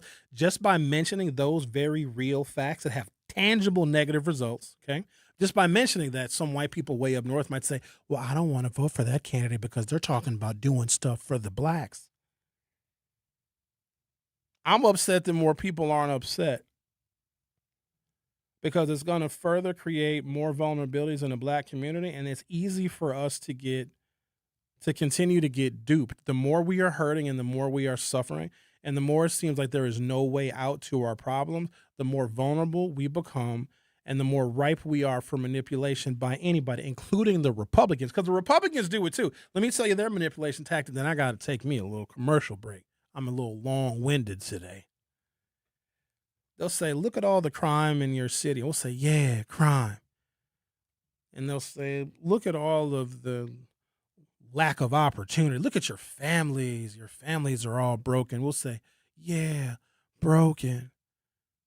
Look at your streets, all the potholes in your streets. Look how bad your infrastructure is crumbling. We'll say, yeah, potholes, crumbling, infrastructure. And then they'll say, oh, look at the education. Your kids are not doing very well in school. They're not doing the math very good. Your kids can only count to 4, which is crazy because we have 5 fingers. And the Republicans will say, look how bad your education numbers are. And we'll say, yeah, 1, 2, 3, 4. And they'll say all of these things that are very, very true. And we can't disagree with any of them. And they'll keep going and say, oh, look at all your health disparities and how terrible things are. And look at all the poverty. We'll say, yeah, health, poverty. And then they come with the nail in the coffin. They say, look at all the Democrats you elected. Isn't that the same thing?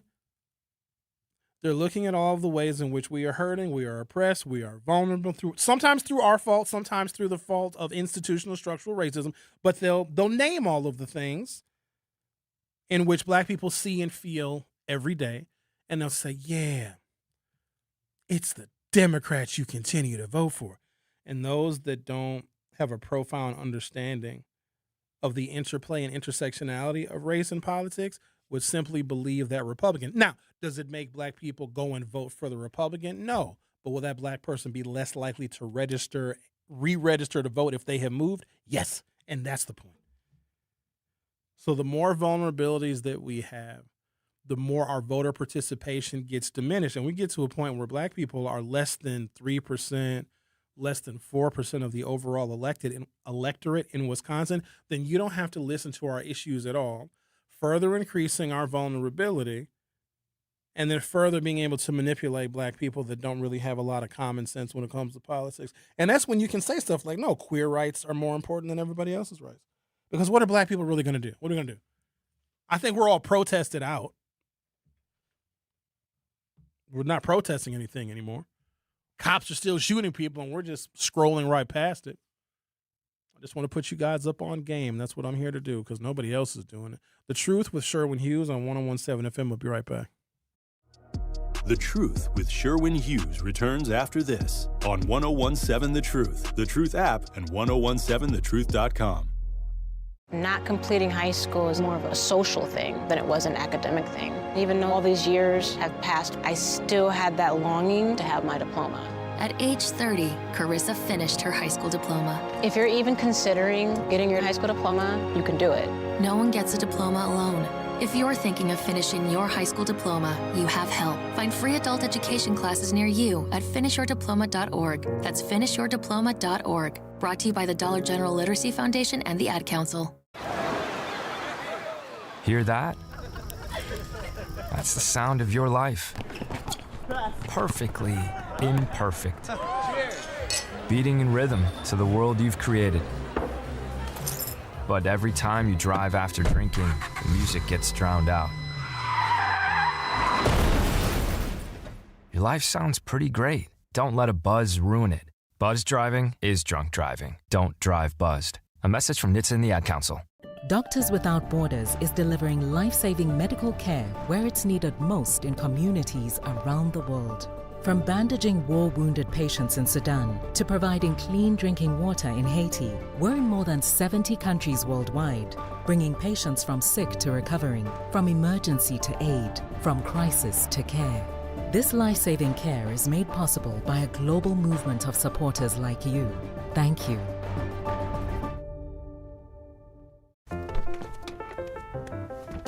Mommy, can I sit in the front seat just this one time? Please, please, please. No, not yet. But why? Because I love you, and you're just not ready yet. Now, get in the back so I can get you in your car seat, please. Putting your kids in the right seat for their age and size is an act of love. Check that your kids are in the right seat at nhtsa.gov/the right seat. Love protects. A message from NHTSA and the Ad Council. You are listening to The Truth with Sherwin Hughes on 1017 The Truth app, and 1017thetruth.com.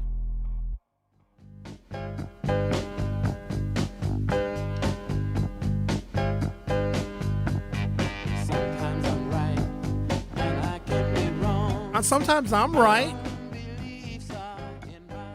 I just want to bring up some of this nuance that people may not see. I've watched Donald Trump just lie to people, and then he gets in office and continues the lies. And I want people to know how we got here, because if we don't realize how we got here, we will stay in this position. If I don't help you and you're hurting, and you continue to hurt, and then I walk away from you for a period of time, and the longer I'm gone, the more you're hurting, and then I come back to you when you're in your worst, deepest pain and you're the most vulnerable, and I say, wow, you look like you're really hurt. I have a remedy for that. Why don't you just come follow me? Just come and listen to me. No, I'm going to take care of you. No. I know it's bad. I know it's bad. I know you're hurting. I might be the one responsible for your pain. And if I'm the one responsible for your pain, whether you know it or not, I can use that same pain to control you and to manipulate you. There's very little independence when you are dependent. Oh, this will be a doozy. Here we go. Hello, Bob. Hello, Sherwin. Listen, it's, the way this country is being ran makes me skeptical about white folks that are very nice to me, and then they'll really go vote for Trump. That's what you were saying.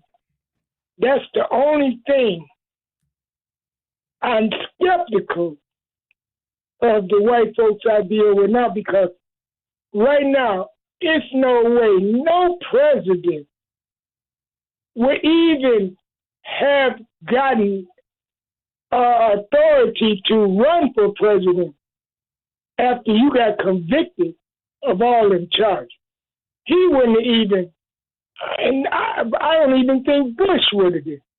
And the way he's doing things, people are actually dying from not getting shots. The way this country is, that's the only way. However,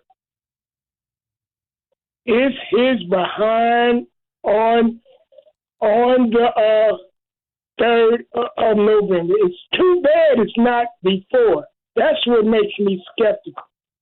It should be white folks that got rid of this man 6 months ago. He's horrible. Why get rid of him, Bob? Give me a reason why they should get rid of him. Oh, my goodness. Give me 2 reasons why you think white people should get rid of Donald Trump. Are you kidding? No, I want you to articulate to me and everybody listening just 2 reasons. I could have asked for 10 reasons. I just want 2. It is 10. All right, well, people, just like they killed them people in Iran, them little girls. If it wasn't for him starting this war, gas wouldn't be high. Okay, it's coming down. I sure hope people don't forget how high they had to pay for gas. All right, Bob, I'm going to pause for 1 second. So white people should get rid of Donald Trump because a school was bombed in Iran and gas was expensive, but then you said gas is coming. So that is a reason. So hold on now. This is why Americans in America, in Detroit, Michigan, and Gary, Indiana, and Holton, Maine, and Sacramento, California, should get rid of Trump because a school in the Middle East full of girls was bombed. That's where they draw the line to get rid of Trump. Okay, fair enough. What's your second reason? Jay. Give me one more reason. People don't get shots because he put that Kennedy in office, and they are actually dying. And military people are getting sick, are getting the flu because they don't get flu shot. Oh, man, it's so many reasons. That man them white folks should have got rid of this man. That's what makes me, cautious about certain white people that really, hey, Bob, hey, and then turn around and really vote for Trump. But November 3rd, I really hope they get the right white people in office to tear his butt up. Oh, I just hope so. All right, Bob. Talk Thank to you later. All right, then. All right. Glad I asked those questions. So the war is, that's not good. Do you think that a family in the panhandle of Oklahoma who is struggling, can't pay their bills, inflation is killing them, you think they care about a school that was bombed in Iran? You think that same family in the panhandle of Oklahoma cares that RFK is the head of Health and Human Services because this family is probably already an anti-vaxxer, and what Kennedy is doing is reaffirming how they feel about vaccines anyway? Isn't that wild? We can't even articulate why Donald Trump, and I asked Bob the question of why white people should get rid of Donald Trump. He gave reasons why white people love him. You think the white folks are angry and upset and are hurt that a Middle Eastern girls' school was bombed? All they did was send thoughts and prayers. You think that there's enough people in this country? You guys remember COVID and all the arguments and the fights we got into about a damn vaccine? Do you think that there's going to be a whole bunch of white people in this country like, wow, RFK is the Health and Human Services Secretary. He's telling people that these vaccines are bad. And that same person will be like, yeah, my nephew got a taste of the autism from getting that measles and mumps rubella vaccine. We still can't even articulate why Donald Trump is a bad president. I would have started with him ending and making illegal and the Supreme Court making unconstitutional affirmative action in DEI, which is going to kill black people. But here's the thing. This is why they can get away with it. Because if you harm black people, nothing really happens to you. Like we might, I don't know, mess the economy up a little bit, but it's not like we can't recover. The economy can't recover from underemployed black people. But here's the real thing. We ain't never hung not nan one white person. We ain't never lynched one of them, no matter what they do to us. Think about this. Never. I've never seen a picture of a white body hanging from a tree. Now, lynching is not nice. It isn't. But they know we're not going to do anything to them. We're just going to do a bunch of stuff to ourselves. The worse conditions get in the black community and the more that those conditions are ignored, we're going to kill more of us. And they can almost order us to do it. You ever think about that? Now, I don't want to see a white person hanging from a tree. That's rude. Who's got time for that? Plus, they'd probably struggle and fight. That's not the answer. But because they know that we won't ever do it, they're like, screw these blacks. Because we're easier to manipulate when we are hurting. When we are strong and we are independent and we are gainfully employed and we own property in our neighborhoods and our neighborhoods are being invested in and those projects are catalytic, even though it may not be the most preferred project. I know people don't want that computer research center at Midtown, but let's be real clear. No one is coming to save us. Nobody wants to invest in the black community, especially black people. So when you get a development, you sometimes got to take the good with the bad, because if this development, I'm just using this example. It's not even that I even care for the damn research center. I literally don't care. I don't live over there. I don't care. But I know it needs something because it cannot continue to look the way it does. Now, there's also some people, believe it or not, that have a vested interest in making sure their property remains dilapidated and very cheap in the black community. You got to think about this now. If you develop things in the black community, more development may come, more jobs may come, more opportunities may come, more black kids may not need the scholarships that were made unconstitutional, so they'll be able to pay for college on their own. When you have development, more shops, more stores, more people working, more internships. Think about this for a second. More black people able to afford their homes and buying houses and buying up the neighborhood. That will naturally drive up property prices. You know that there's a cohort of people that they gentrify black neighborhoods because their property is cheap. So if there are developments in the black community, that increases the likelihood that property taxes are going to go up, which of course we need. But it's also going to increase the likelihood that real estate values are going to go up. You can't gentrify a neighborhood where the real estate is expensive. In fact, price can be a barrier. But if the people that live in that neighborhood have jobs, have opportunities and gainful employment, they are actually shielded by higher prices. Because you know a lot of y'all complain about low-income housing. If we have catalytic projects that bring more private development and private investment, you're not going to put low-income housing in those neighborhoods. You're not. You see how that works? There are people that are actively working against us to maintain our vulnerability so we can be manipulated. So even if a development project, even if it's one that's not preferred, it's not our first choice. But again, we don't really have a lot of options because nobody wants to buy stuff in our neighborhood. They tore down a McDonald's on 25th in Wisconsin. I've never seen that before. I've never seen a McDonald's torn down. McDonald's usually stay up forever. Or another owner will come in and then resume operations, like a franchise owner will sell or their lease will end. And another franchise owner, they literally tore down a McDonald's on 25th in Wisconsin. I've never seen that before. I'm curious as to what's going to go on that land. Because that's a black neighborhood, too. Curious. All right, I'm going to take a break, come back. I have some other stuff I want to share with you. Oh, yeah, smartphones in the classroom. Should kids have smartphones and their cell phones in the classroom? Let's take a look at the poll. Should cell phones be banned in K-12 classrooms? 75% of you say yes, 25% of you say no. Some of y'all text your kids all day. You do that? You guys text your kids, hey, what are you doing? I'm in math class. Screw that math class. Talk to your mom on text. The Truth with Sherwin Hughes will be right back. The Truth with Sherwin Hughes returns after this on 1017 The Truth app, and 1017thetruth.com. Life's better with Drive My Way from American Family Insurance because we know it's more than just a car. It's your escape pod, your adventure mobile, your memory maker. And we help protect the dreams that drive you. Personalize what you pay for auto insurance and you could save between 10 and 35%. American Family Insurance. Get a quote and find an agent at amfam.com. Products, pricing, and availability vary based on the way you purchase insurance and by state. Unsafe driving behaviors may increase your rate. American Family Mutual Insurance Company, SI, and its operating companies, 6000 American Parkway, Madison, Wisconsin. At UW-Milwaukee, students don't have to wait until college to start building their future. Roar Ready lets students K through 12th grade join in hands-on programs across campus. From science and tech to arts, sports, and more, students try new things, meet new people, and build skills that matter. Programs are led by UW-Milwaukee faculty, staff, and current students. And it's easy to register online. Get started today at uwm.edu/roarready. UW-Milwaukee. Roar Ready. Your child's future starts here. In the United States, a vehicle is stolen every 31 seconds, about as long as this message. Luckily, you can take a few easy steps to protect your car in the same amount of time.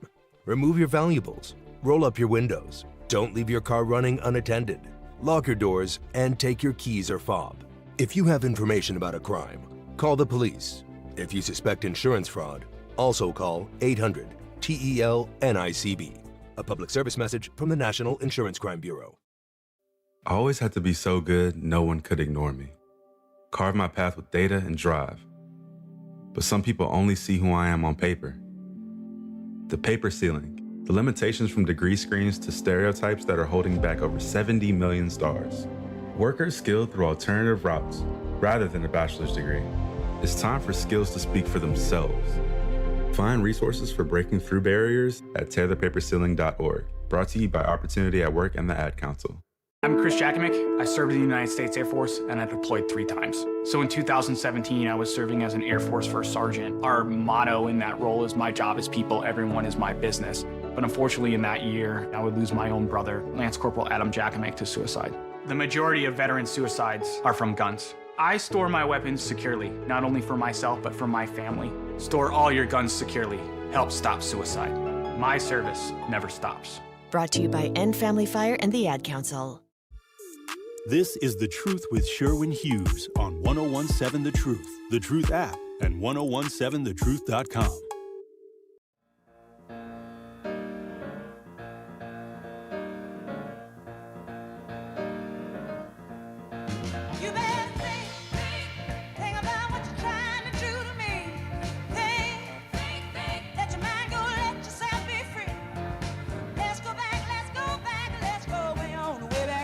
Our phone number, if you want to call or text or whatever. I don't even know why I give the phone number out. Most of you have it already in the text messages I don't read. That's not nice. I should read the text message. You know what? Let me log in. That's not even nice. Some of y'all be texting your little hearts out, and Sherwin don't even read it. All right, here we go. Oh, we have a couple. Craig says, our people have to want to be the lenders, not the borrower. All right. Good luck. Craig also said, Craig was on a roll this morning. Craig says, good morning, Sherwin. Rock out, brother. Oh, I'm going to rock out. I almost said it. Oh, the night market is canceled, by the way. Tonight, they're rescheduling it because of weather. And I like the reschedules because they're in the fall.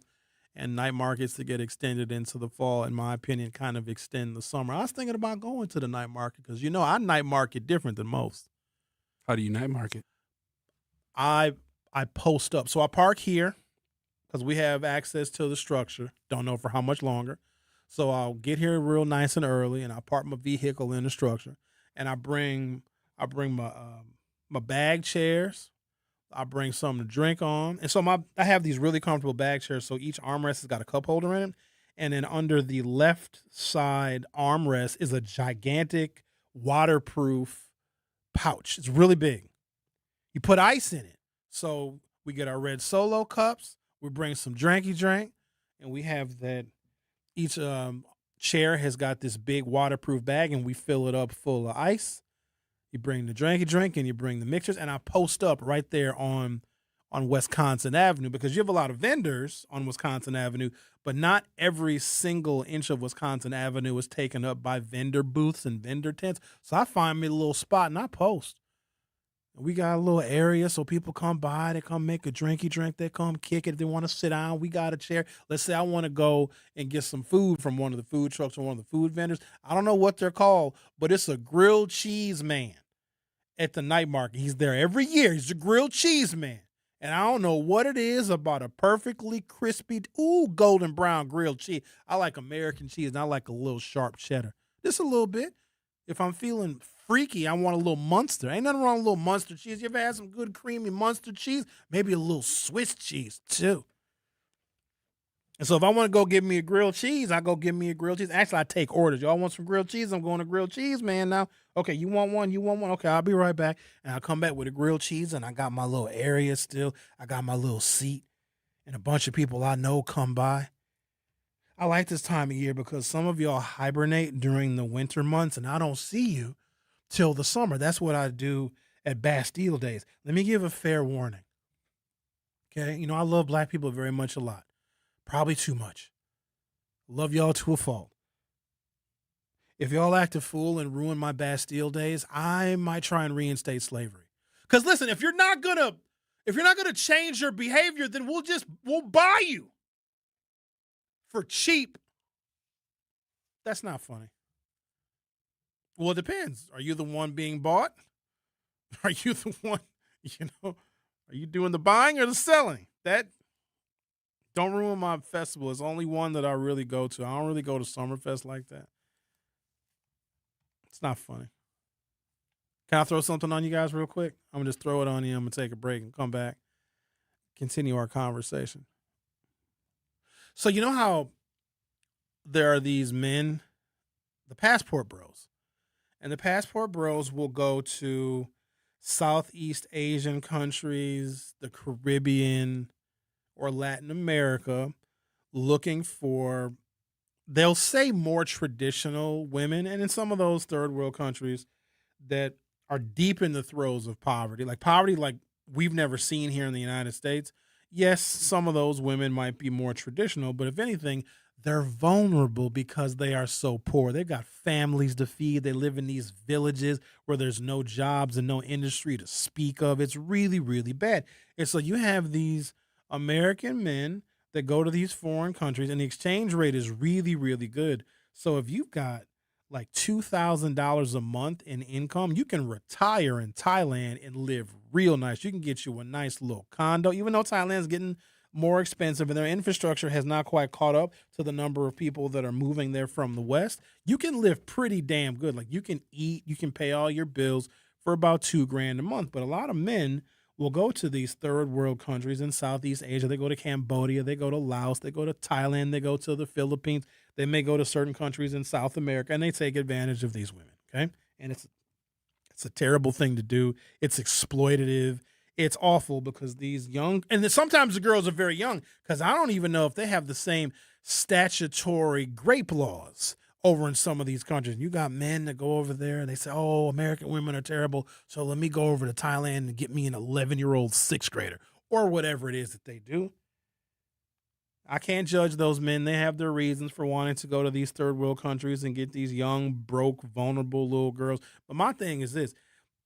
If you can't get none in America, don't waste your time going somewhere else. American women are not exactly difficult. Sorry, ladies. I know you're trying to pretend to be difficult and play hard to get. Oh, stop it. All you got to do is make an American woman laugh. Oh, Sherwin, you're so funny. Famous last words. You're done. You're cooked, lady. Next thing you know, I never do this. Why? I can't believe I'm doing this. Sherwin, I've never done this before on a first date. Shut up. Good. I don't know. There's something about you. You're different. Shut up. Bust it open. Get you some. Sex tourism. This African nation is fed up with UK grandmothers hunting for boy toys. Do you know that there's a cohort of old, middle-aged and older white women that are doing the exact same thing in African countries? And the country of Gambia is trying to push back. I am not kidding you. There are white women old white women from Europe that are purchasing poor black boys in the country of Gambia. And it's so prevalent, it's actually a tourism package that you can buy. Can you believe that? I'm going to take a break. We're going to come back because there also was a situation in slavery. See, they don't talk about this part. When a husband owned his plantation and he died, his plantation went to his heirs, his next of kin, maybe his children, but probably his wife. Do you know? And this was very popular with Germans, because Germans weren't very big in the slave trade, but German women were. German women, this is back in the 1800s, would come to the United States, purchase a strapping black male buck for sexual purposes. In fact, there's a movie called Mandingo, came out in 1975. It is historically accurate that there were some white women that purchased black men during the antebellum period solely for the purposes of sex. Please understand that there is a history of white women manipulating black men for sex. And then when they get caught, what does she say? He raped me. Why do you think cocaine was made illegal in the 1910s and 1920s in this country? Because there was some made-up fallacy that when black men got high on cocaine that they would rape white women. No, white women were getting caught sleeping with black men, and so they blamed the drug instead of blaming them hoes. A famous rapper once said, not my words, okay? Don't quote me. I like hoes with no clothes. Once they put them on, I want to see them gone. I didn't make that up. That's real. It's in the Library of Congress. The Truth with Sherwin Hughes will be right back. Don't touch that dial. The Truth with Sherwin Hughes will be right back on 1017 The Truth, The Truth app, and 1017thetruth.com. And here's Heather with the weather. Well, it's beautiful out there, sunny and 75, almost a little chilly in the shade. Now, let's get a read on the inside of your car. It is hot. You've only been parked a short time and it's already 99 degrees in there. Let's not leave children in the back seat while running errands. It only takes a few minutes for their body temperatures to rise, and that could be fatal. Cars get hot, fast, and can be deadly. Never leave a child in a car. A message from NHTSA and the Ad Council. Babes, what are you doing? What? I'm just mowing the lawn. No, it's blazing hot and dry out here. Don't you remember? Smokey Bear says. Avoid using power equipment when it's windy or dry. Where'd you learn this? Oh, it's on SmokeyBear.com with many other wildfire prevention tips. Right. Thanks, honey bear. 'Cause remember, only you can prevent wildfires. Brought to you by the USDA Forest Service, your state forester, and the Ad Council. When a warrior faces adversity, he fights through it. He finds a way. Freedom isn't free. Rolling strong. Belief. Believe you can, and you will. Wheelchairs for Warriors provides mobility solutions to veterans and first responders injured in the line of duty. Join the mission and visit wheelchairsforwarriors.org. Here's the deal. We gotta set ourselves up. See, retirement is the long game. We gotta make moves and make them early. Set up goals. Don't worry about a setback. Just save up and stack up to reach them. Let's put ourselves in the right position. Pre-game to greater things. Start building your retirement plan at thisispretirement.org. Brought to you by AARP and the Ad Council. For 75 years, the Muscular Dystrophy Association's voices have thundered through the halls of Congress. For 75 years, we've willed the impossible into existence. For 75 years, the MDA community has pushed the science, shifted the narrative, and established the field of neuromuscular medicine. And until that day, when this is all a thing of the past, you couldn't stop us if you tried. Join us and celebrate 75 years of breakthroughs at MDA75.org. You are listening to The Truth with Sherwin Hughes on 1017 The Truth app, and 1017thetruth.com.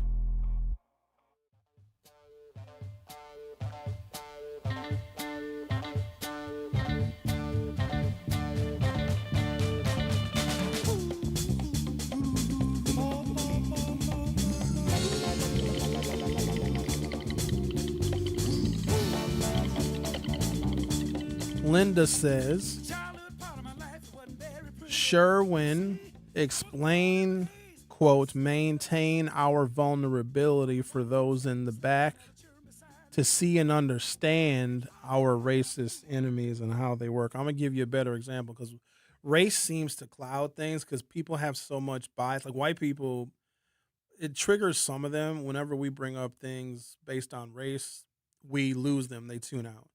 Because they don't think that we're credible. Because they'll point to all the things that black people have done, and they'll use that as a reason why racism is not what it used to be. It's like for them, racism is like, oh, slavery. There's no slavery. Racism is done. Oh, Barack Obama got elected. There's no more racism. Either they're playing dumb, which maybe they're not playing, or they legitimately know and don't want to admit it. Because racism, when we talk about it, we have to be gaslit into believing it doesn't exist because they want us and everybody else to think that black people's lack of success is simply because of our lack of energy and our lack of work ethic. And we know that's not the truth. But I'll explain it, Linda, in a way that takes race out of it.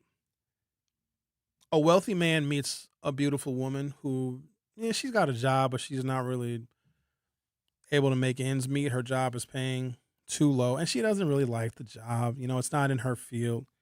But she meets this really nice, wealthy guy, and she starts dating him, and the relationship gets very serious. And they decide to maybe move in together. Maybe there's even talks of marriage. And he says, quit your job. I'll take care of you. Come live with me. I got a huge house. You can have your own part of the house. You can have all the space you need. Come and live with me. Quit that job. I'll pay for everything. Everything you need. I'll pay all your bills. You won't have to worry about paying rent. And she's like, well, oh my God, this is great. I love you. We're in a good relationship. Absolutely. She quits her job. She moves in with him, and maybe they get married. Maybe they don't. He starts beating her. She can't leave because he is maintaining her vulnerability because he told her, quit your job. I'll take care of you. Now, she wants to leave, but she can't because now she's got to try and find a job without him knowing. And even if she does find a job, how in the hell is she going to go to work? He said and maintained, do not go to work. I don't want you to have a job. He will say that to maintain her vulnerability. If opportunities are coming into the black community, somebody might come in and say, you don't want those opportunities. They're environmentally unfriendly, and it's going to do all sorts of terrible things to your infrastructure, and they're just going to exploit you. And what do we say? Oh, okay, you're right. We don't want that job to come in. That's the same thing as maintaining our vulnerability. A woman that is told to quit her job, and this man is going to take care of everything, and now she is vulnerable to this man. He can manipulate her because she doesn't have any money. She doesn't have a job. Now, most of you are thinking, oh, I would never do that. Yes, you would. Because remember, in the beginning, it's beautiful. In the beginning, you have a relationship. In the beginning, when these infiltrators come into our community, they're coming with peace and love, and they're pretending to really care about us, and they're building credibility because they'll tell black people all these horrible disparities that are going on. And what do we say? Yeah, disparities. And they'll tell us how poor we are. Yeah, we're poor. And then they'll tell us how many of us get racially profiled. Yeah, profiled. The whole time they are working to make sure that black people get absolutely nothing, because as long as we stay vulnerable, we can be controlled and manipulated, especially for voting for their candidates. And this goes for any political party. It is the exact same thing. You keep somebody in a state where they are dependent and they cannot leave you. They cannot be independent. You will own and control them. This situation is more common than you may think, and it happens all of the time. And I hope that me using that relationship scenario where a woman meets a wonderful man and a rich man, and also let me be clear, like that's a whole Hollywood fantasy. Ladies, most of y'all are not going to meet a rich man. And if you do, you're probably not going to be the only one, because if his money can buy women, why would he just buy you? Women have access to rich men as often as regular old average men, even below average men, have access to beautiful Instagram models. It's literally the same thing. In fact, I would say that some of those average and below men probably have more access to Instagram models, because if they have money, they can pull one off of Instagram. But all these women think that they're going to get a rich man, not knowing that he might be using his money to manipulate you. How many of y'all, just please don't answer because I don't want to know the truth because it'll break my heart, have been manipulated by a man and his money, and you can't leave him alone because he is still taking care of you. He's still feeding your kids. He's still paying your rent. You want to leave him, but you can't. He still owns and controls you. That is how you maintain somebody's vulnerability in order to manipulate them. And it works in a variety of different ways in this American society. The Truth with Sherwin Hughes will be back for hour 3. The Truth with Sherwin Hughes returns after this on 1017 The Truth app, and 1017thetruth.com. At Milwaukee College Prep, we believe brilliance lives in every child. Here, students are challenged, supported, and celebrated every single day. With small class sizes, dedicated teachers, and a proven track record of academic excellence, MCP is helping Milwaukee kids reach their fullest potential. Enrollment is still open for grades K-3 through 8. Apply today. Give your child a school where they'll thrive. Visit mkuprep.com or call today. Milwaukee College Prep, brilliance lives here. The performing arts do more than entertain. They bring the community together. From live performances and arts education to free community events, UPAF helps support the organizations that keep southeastern Wisconsin vibrant. But it only happens because of people like you. Every gift helps keep the arts accessible and inspiring for the entire community. Join thousands of supporters and give today at upaf.org. UPAF. One gift, regional impact. Talking about guns with others might not always feel comfortable, but it could save a life. Here's a way to start a conversation. Your family is going over to your neighbor's home for dinner for the first time. How would you ask if there are any unlocked guns in the home? Hey, we're so excited for tonight. Before we come over, though, may I ask if there are any unlocked guns in your home? Our guns are stored securely, locked in a safe that the kids can't access. Awesome. Learn how to have the conversation at agreetoagree.org. Brought to you by the Ad Council. Wherever there's a need in our communities, there's a United Way, improving lives so everyone can thrive. Where more people can gain access to health care and nutritious food for their tables. Where more community members can benefit from financial education and get connected to local resources for housing support. And where children are given more chances to reach their full potential. Community is where we find our strength and where we share our hope. United is the way. Visit unitedway.org. Are people around me safe when I vape? Science does not support that belief. Exhaled vape emissions linger in the air, affecting indoor air quality and bystanders in the same space through secondhand exposure. Vaping emissions can also accumulate on clothes, hair, dust, and furniture, leading to exposure risks to bystanders of all ages. And vaping around a pregnant person can lead to serious health impacts on fetal and childhood development. Enough with the puff. Learn more at ul.org/vaping. My mom has decided to learn to paint, and she's good. My dad's now into creative cuisine, and I've already put on 6 pounds. Learning new things comes with age. My mom, she started forgetting my name and what we're talking about. Forgetting well-known things doesn't. Memory loss may be a sign of Alzheimer's disease. Early detection gives you and your loved one time to plan for the future. Learn the warning signs of Alzheimer's at 10signs.org. Brought to you by the Alzheimer's Association and the Ad Council. Milwaukee Black Talk lives here on 1017 FM and 1510 AM. W269DL Milwaukee, a Milwaukee Black media company. This is The Truth with Sherwin Hughes on 1017 The Truth app, and 1017thetruth.com.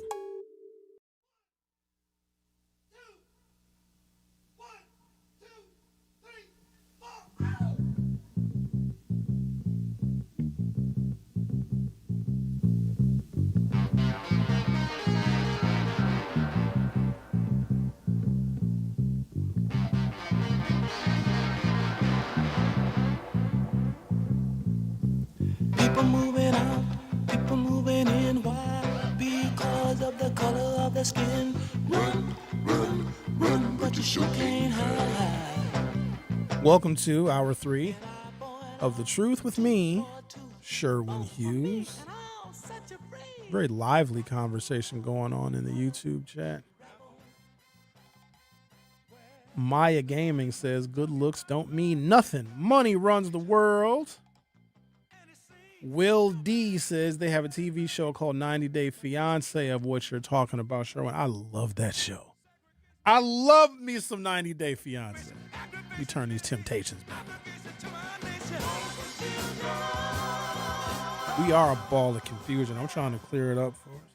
Trying to put us in a better situation politically than we have been in for the past couple of election cycles, because nobody seems to know how Donald Trump got elected. That's why I asked Bob those 2 questions. Oh, give me 2 reasons why they should get rid of Donald Trump. He gave me the dumbest reasons ever. And let me not fault Bob, because most people don't pay attention on the level that someone like me does. I mean, I do this for a living, so I have to read the nuances. And plus, working for a member of Congress, that was the best job I've ever had.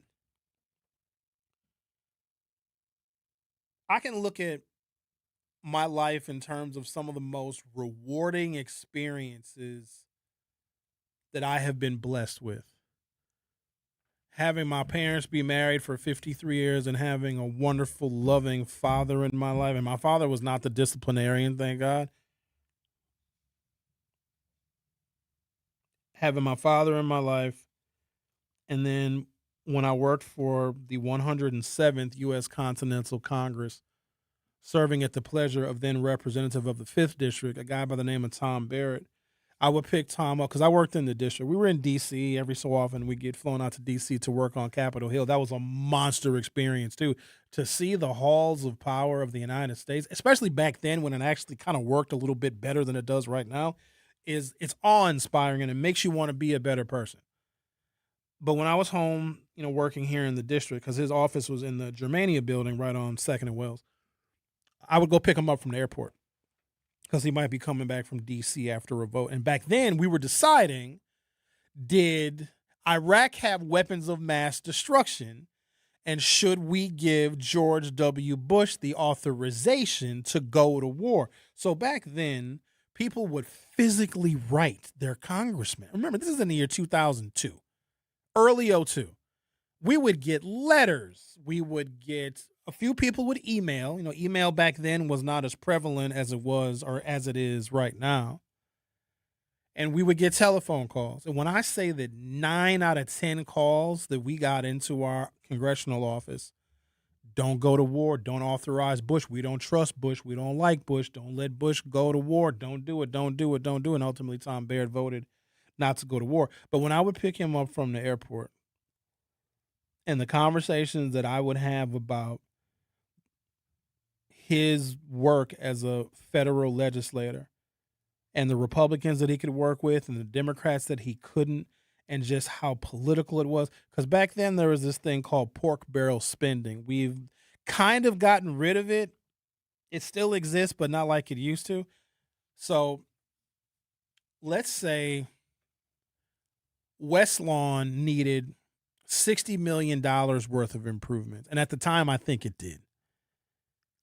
And Tom Baird wanted to bring money from the federal government, from the federal budget, to deliver to the people at West Lawn because the houses and the housing project was falling apart, a lot of deferred maintenance, whatever. Pork would be, his fellow Democrats would have a bill maybe in northern Texas that would allocate some federal land to Texas farmers whose farmland was impacted by the boll weevil. Something really weird and obscure. And so this northern Texas congressman, could be a Democrat, could be a Republican, needs as many votes as they can possibly get because this northern Texas congressman, wants to deliver some resources to struggling farmers in their district. Because if this northern Texas farmer, or congressman rather, is able to deliver these resources for the people in their district, they get reelected. It's as simple as that. Because then you can run for reelection saying, I brought y'all $72 million so that you could combat the boll weevil, which was eating up all of your crops, and then they get reelected. Pork barrel spending would be, Tom Baird would say, yeah, I'll vote for that. And let's say Tom Baird was a deciding vote at a committee or in the full House.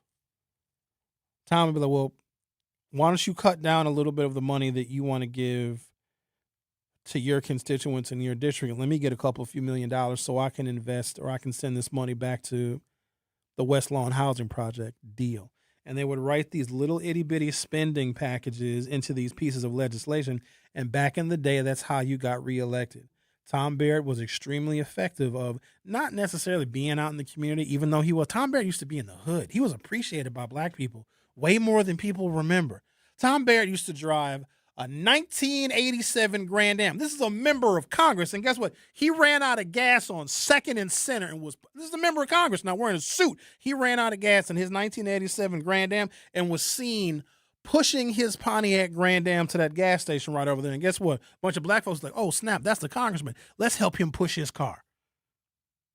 You imagine a bunch of black folks in the hood seeing Tom Baird run out of gas? Like, that made him a normal, regular fella. And first of all, why are you driving an 87 Grand Am, sir? You got elected in 1992. Upgrade the vehicle, dog. But he got reelected every single time for the next 10 years because of pork barrel spending. The way that he was able to explain to me how Capitol Hill works, and that ride from the airport, sometimes it'd be 30 minutes, sometimes it'd be 45 minutes. You want to talk about game? You want to talk about a lesson on how it works on Capitol Hill? That also taught me I did not want to be there. No way. And it's worse now because now there's no common sense. Now, if you're a Democrat, you hate the Republicans that support Trump. You don't just disagree with them. You hate them fundamentally. Like, you scream at them. You cuss them out. You never have a conversation with them. You sabotage them. You set them up. You threaten them. It's so bad. It was bad then. It's way worse now. It is a job that I would not wish on my worst enemy. What are you guys talking about in the YouTube chat? I got this sex tourism story I want to tell you about. I got to check the YouTube poll. What is this right here? Oh, We Energies. Oh, so for the city of Milwaukee to actually own a public utility, which Alex Brower and a couple of other Democratic socialists are proposing, a competitive utility company that would be owned by the city. It could happen, but the city of Milwaukee would have to buy all of We Energy's assets. $51 billion. Guess what? We don't have $51 billion. So the whole idea of people saying, oh, we can make your utility bills cheaper if the city of Milwaukee runs its own utility company. We can't. You know how much the city budget is? $2 billion. We need 25 city budgets worth of money to buy We Energy's assets to even consider having a city-owned utility. It ain't going to happen. But because there are people that believe their utility bills are too high, and they are, and you know Sarah Rodriguez voted to give We Energy some kind of a tax loophole, which is terribly unfair because this is the same utility company that has a monopoly where we don't have a say-so in lowering the rates. The current candidate, one of the many candidates for governor, is in the pocket of We Energy. I don't like that now. I don't like that. It's also going to be real hard for me to vote for a white woman for anything because look at what the justices did on the Supreme Court. They screwed us real bad. I don't even think they could do that kind of screwing. I underestimated them, and I should know better. White women have always been the cloak. They've always been covert. Who do you think is raising white children to be racist? Now, the husbands will take care of racism and the institutions and the structures out there in the real world, but it's their mamas that are telling them to hate, teaching them, instructing them the ways of the hatred. And we always think the white women are innocent because they'll say, well, we're hurting too, we're suffering too.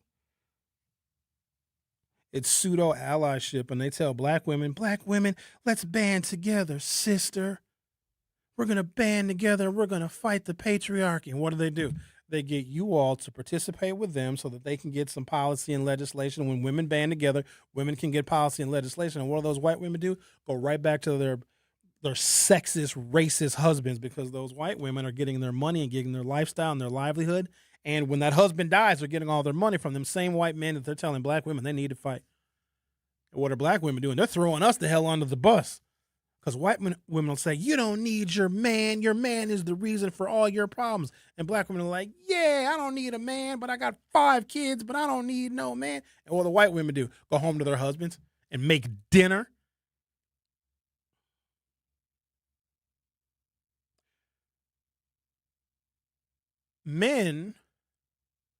Most men, sleep with really whoever they can. Now, there's some exception, obviously, but just hear me out.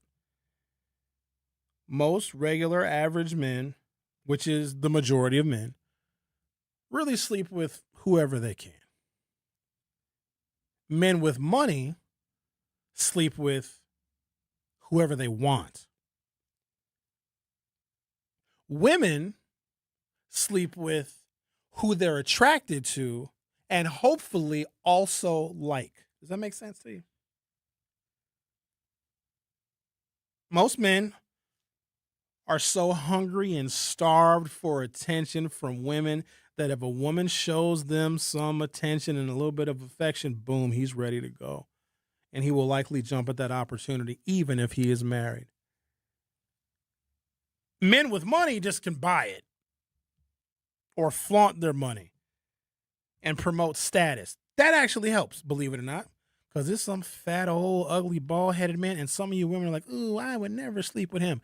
Let him pay a couple car notes. Yes, you would.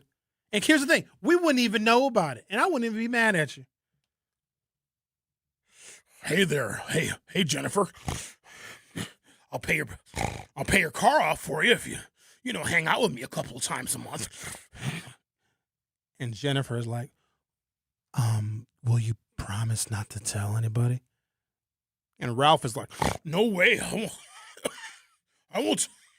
won't tell anybody.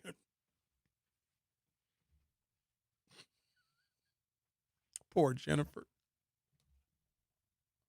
The WEC Energy Group is an investor-owned corporation. Its Wisconsin electric and gas operations are conducted through We Energies. The company is privately owned by shareholders but operates as a regulated monopoly. Rates, major investments, and service obligations are overseen by the Public Service Commission of Wisconsin. This means that We Energies is private. The infrastructure is private. The government regulates prices and service standards. Shareholders receive profits approved through the Public Service Commission rate structures. This is the model used throughout most of the state of Wisconsin. Could Milwaukee simply vote to take over We Energies? No. The city of Milwaukee cannot pass an ordinance and seize the utility, even though there's a meeting at City Hall going on right now on how the city of Milwaukee can take We Energies and form its own utility company. It is a lie. It's a political manipulation. And there are people buying into that because they feel that their utility bills are too high, and they think that this is a realistic and viable option to get their utility bills lower. It is never going to happen, but you know what it does? It gets more people in a room. It gets more supporters. It gets more people to join a movement based upon these folks' vulnerability of not being able to afford their utility bills. The utilities assets are private property protected under both the Wisconsin and U.S. constitutions. Any attempt to transfer ownership of any We Energies assets would require compensation at fair market value. Currently, at fair market value, We Energies assets are valued at $51 billion. Where are you gonna get $51 billion? Like where?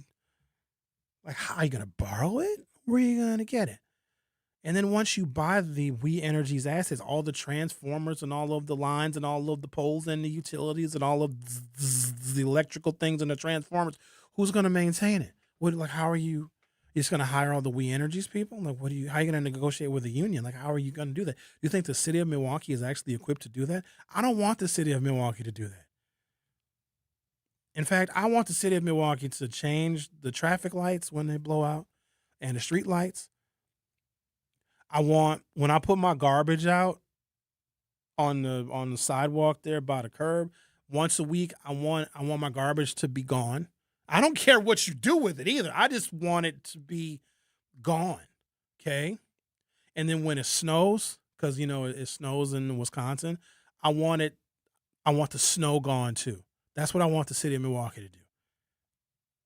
I want to change light bulbs. I want to make my garbage go somewhere else. I don't care what you do with it. I really don't. Dump it at Midtown for all I care. That's not nice. Don't do that. And I want the snow to be removed pretty soon after it falls. I don't want to have to call my alderwoman when my power goes out. And shout out to Charlotte Moore, but I don't know if Charlotte Moore would want all of those telephone calls.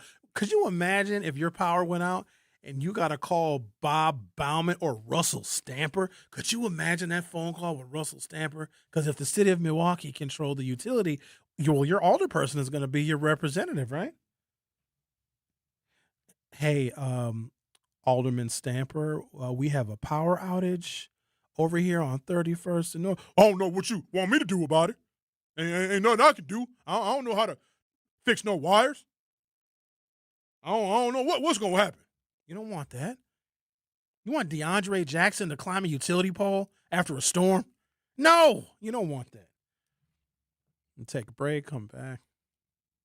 Make sure you subscribe to the Hughes Views 414 YouTube channel. I'm laughing because Al calls us most nights, and if you've never heard Al uncensored, because we do take calls. I do like a digest, a condensed version of what is happening in the city. And if there's any news stories that break maybe in the afternoon after I get off air, we cover them on the Hughes Views 414 podcast. And of course, it is exclusively on YouTube. And yes, it is live. I broadcast from my studio at home. And it's a lot of fun. We have fun. We talk about all of the things that we sometimes can't talk about here because it's not FCC regulated. It's very uncensored. I try not to use profanity, but sometimes I get so hopping mad. But yeah, make sure you subscribe to that YouTube channel. It's a lot of fun. And you can call, and comment, and all the other things. Hughes Views 414 exclusively on YouTube. You're listening to The Truth with Sherwin Hughes on 101.7 FM. Don't go anywhere. I'll be right back. The Truth with Sherwin Hughes returns after this on 101.7 The Truth app, and 1017thetruth.com. Hi, this is Sherwin Hughes from 1017 The Truth, and I want to talk to you about something bigger than just buying a house. I'm talking about building a legacy. Owning a home isn't just about four walls and a roof. It's about giving your kids a place where memories are made, where birthdays are celebrated, and where they always belong. It's about planting roots, knowing your neighbors, waving from the porch, and being a part of a community that feels like family. If you've been renting and wondering if home ownership is even possible, Axe Housing is here to work with you. An Axe Housing coach will help you create a plan, a budget, and move step by step toward owning a place you can truly call your own. They've already helped over 4,000 families become homeowners, and many are paying less than they were paying for rent. Don't let where you are today stop your family's tomorrow. Start your journey at axehousing.org. That is ACTShousing.org. Your legacy begins at home. The Homeward Blow Foundation, Inc., nonprofit 501c3, and our presenting sponsor, Beta Philanthropies, Inc., invites you to the 32nd annual Homeward Blow birthday party for the kids on Saturday, June 27th from 2 p.m. to 6 p.m. for kids ages 2 to 13 years old at the Fitzsimmons Boys and Girls Club in Metcalf School, located at 3400 West North Avenue on 34th and North. Admission is absolutely free, and after 32 years, you already know how it goes down. And this year, don't miss the kids' phone party. Shout out to our platinum sponsors, the Office of Early Childhood Initiative, Mighty Small Moments, the Brewers Community Foundation, Spectrum, and Westcare, Wisconsin. Our gold sponsors, Maleka Early Learning Center, Liquid, formerly the Oasis, Unite WI, Community Health Primary Care Services, LLC, the Greater Milwaukee Urban League, Eisenberg, Riley, and Zimmerman, and the New Pitts Mortuary. Our silver sponsors, Mr. B's Privilege Lounge and Dog City, along with Running Rebels and Griffin CDL Institute. Limited vendor spaces available. If you'd like to support or make a donation, email homerblowfoundation@gmail.com or call 414-248-4954. Don't act like that. Don't wear that. Don't think that. I've heard everything you tell yourself every time you felt different. And I want you to know that you can be vulnerable and powerful. That taking care of your mind is taking care of everyone you love and who loves you. Love your mind. Find mental health resources at loveyourmindtoday.org. Brought to you by the Huntsman Mental Health Institute and the Ad Council. The possibility of lung cancer can be pretty scary, especially if you're one of approximately 8 million current or former smokers at high risk. That's why SaveByTheScan.org wants you to know that now there's a breakthrough low-dose CT scan that can detect lung cancer early, and it only takes 60 seconds. You stop smoking, now start screening. For an easy quiz to see if you're eligible, visit SaveByTheScan.org. It could save your life. SaveByTheScan.org is brought to you by the American Lung Association's Lung Force Initiative and the Ad Council. This is The Truth with Sherwin Hughes on 1017 The Truth app, and 1017thetruth.com. Mandela Barnes recently sat down with some member of the media. I'm not sure which publication, but it was like a podcast interview. And he was asked a very simple question that candidates often get asked. What are you reading? What book is on your nightstand? Because we often want to know where candidates are getting their information from. And I want to play you a part of that conversation that Mandela had when he was asked what he is currently reading. Okay. What book is on your nightstand, or the last book you read? The last book I read was either, wait, what book is on my nightstand? This is I've developed a habit now of starting a book, not finishing it, opening up another one.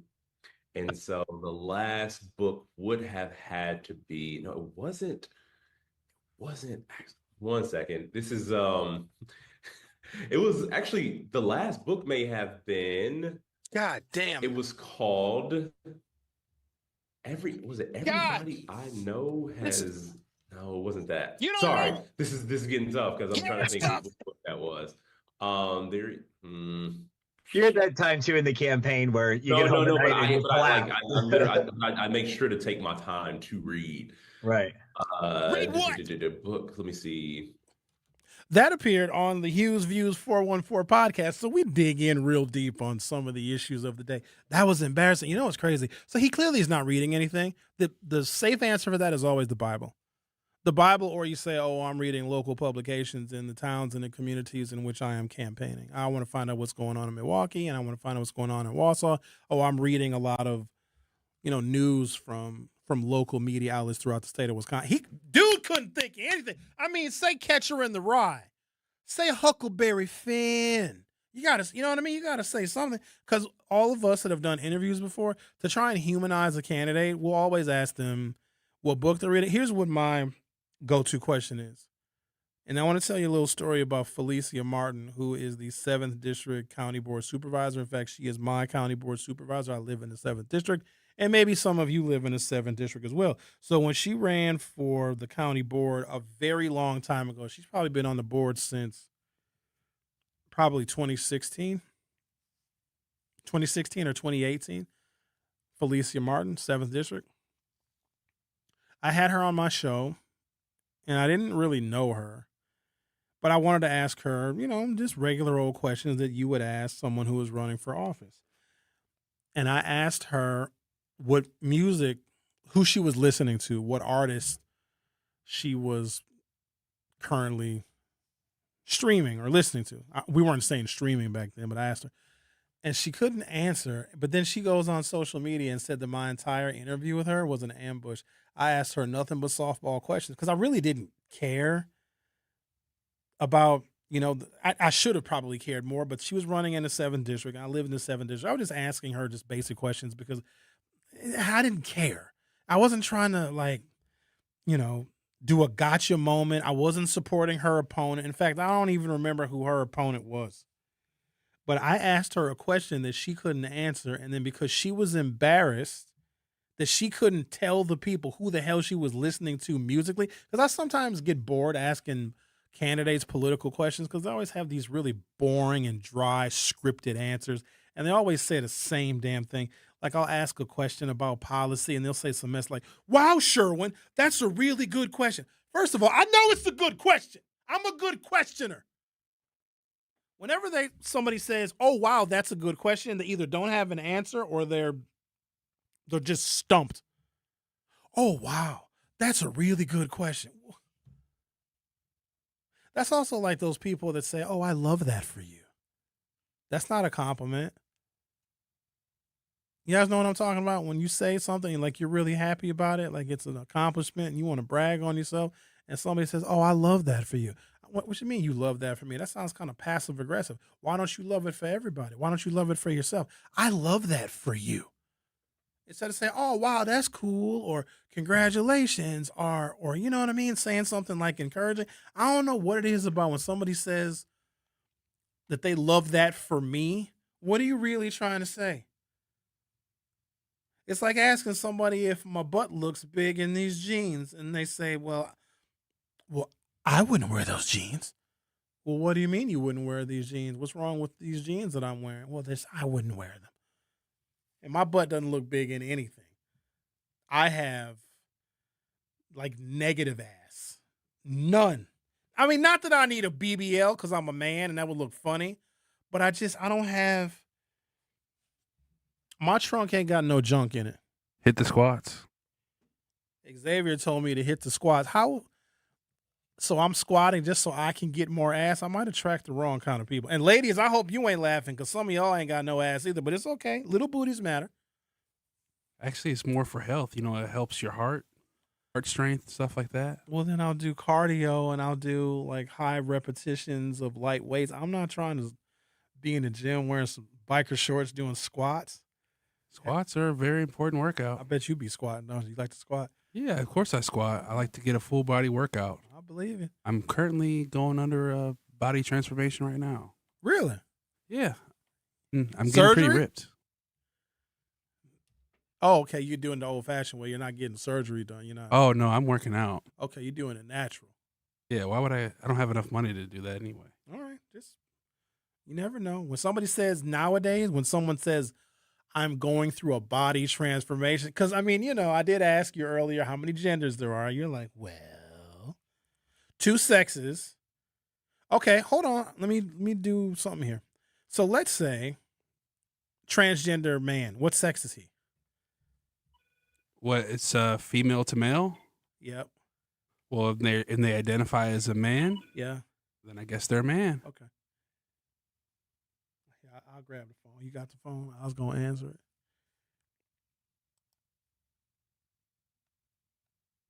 Since the 1990s, the Gambia has become a preferred destination for European women seeking sexual pleasure with available African, quote, toy boys.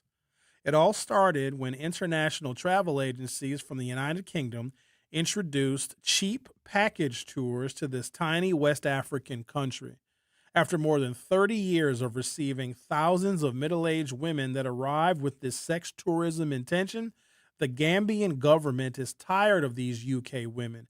Now, the former British colony is seeking to attract, quote, quality visitors as this tiny African nation works to change its reputation as a sex tourism destination.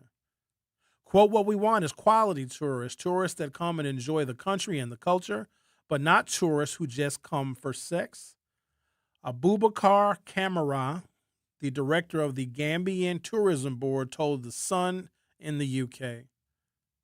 With high unemployment rates and low wages in the Gambia, which has a population of approximately 2.5 million, a relationship with a wealthy Western older woman is seen as a financial opportunity for these struggling young men. I'm literally looking at pictures of these old, disgusting, wrinkled, decrepit white women and these young black boys walking on the beach. And this one right here weighs 350 pounds.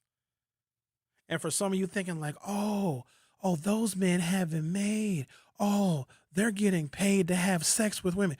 Can y'all appreciate how insanely disgusting some women actually are? Why do you think that every woman is beautiful and perfect and pretty and smells good? You're insane. You should see some of these pictures. This woman is on a beach and she looks like she needs to get thrown back in the water with like a 19-year-old well-built black man who was probably dirt poor, and the only way to feed his family is by sleeping with this British pig. Let's talk to the caller. You're on 101.7 The Truth. How are you? Wow. You went from Tom Barrett. Can you hear me well? I can hear you, yeah. Tom Barrett to talking about the type of woman that I was just in a store just shopping a little while ago. And the woman you described, I don't know if she traveled from England here with two people who looked like they were relatives, but they also had a real bad body odor, which is a pet peeve of mine. I had to stand real far back in a line.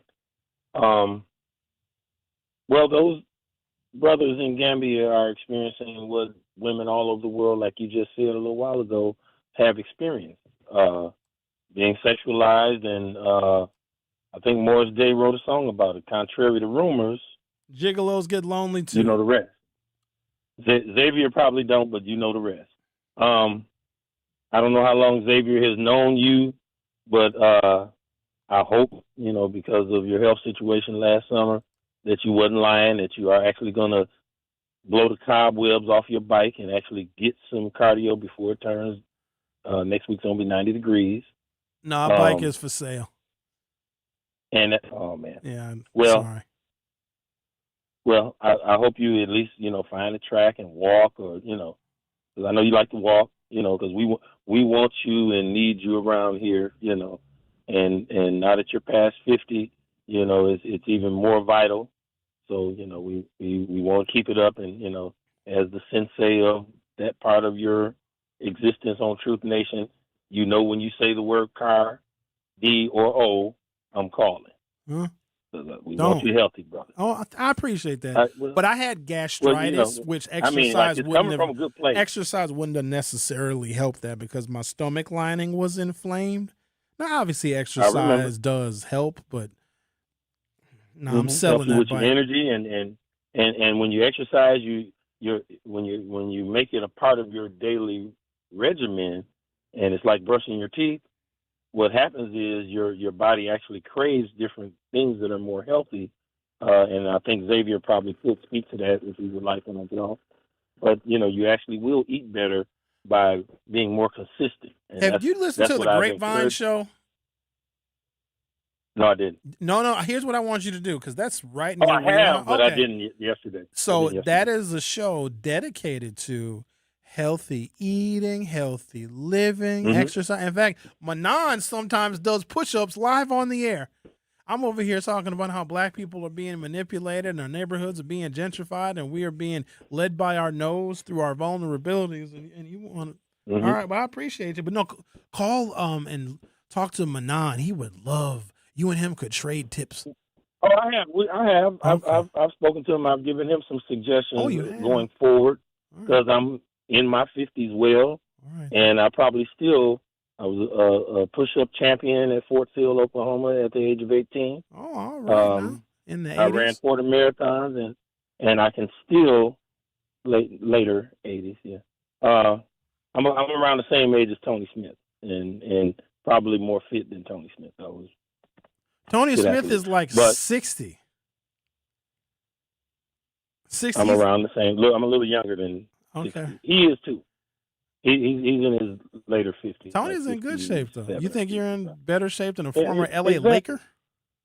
I'm in better shape than a whole lot of former athletes if you've ever seen them. Some of them, when they continue to eat like they're still running up and down the court when they're in their late 30s, 40s. I didn't do that. All right, well, I got to go, and Al is on hold. We don't want to keep Al. I would love to talk if to Al you is on hold, yeah, I'd love I'm Scottie Pippen. He's Drew. Okay, I'd love to talk to you about why I shouldn't be eating French fries. But of all the stuff that I talked about, he was, I heard you mention cardio. No, I didn't. Talking about fat white ladies with British accents that are sex trafficking black boys in Africa.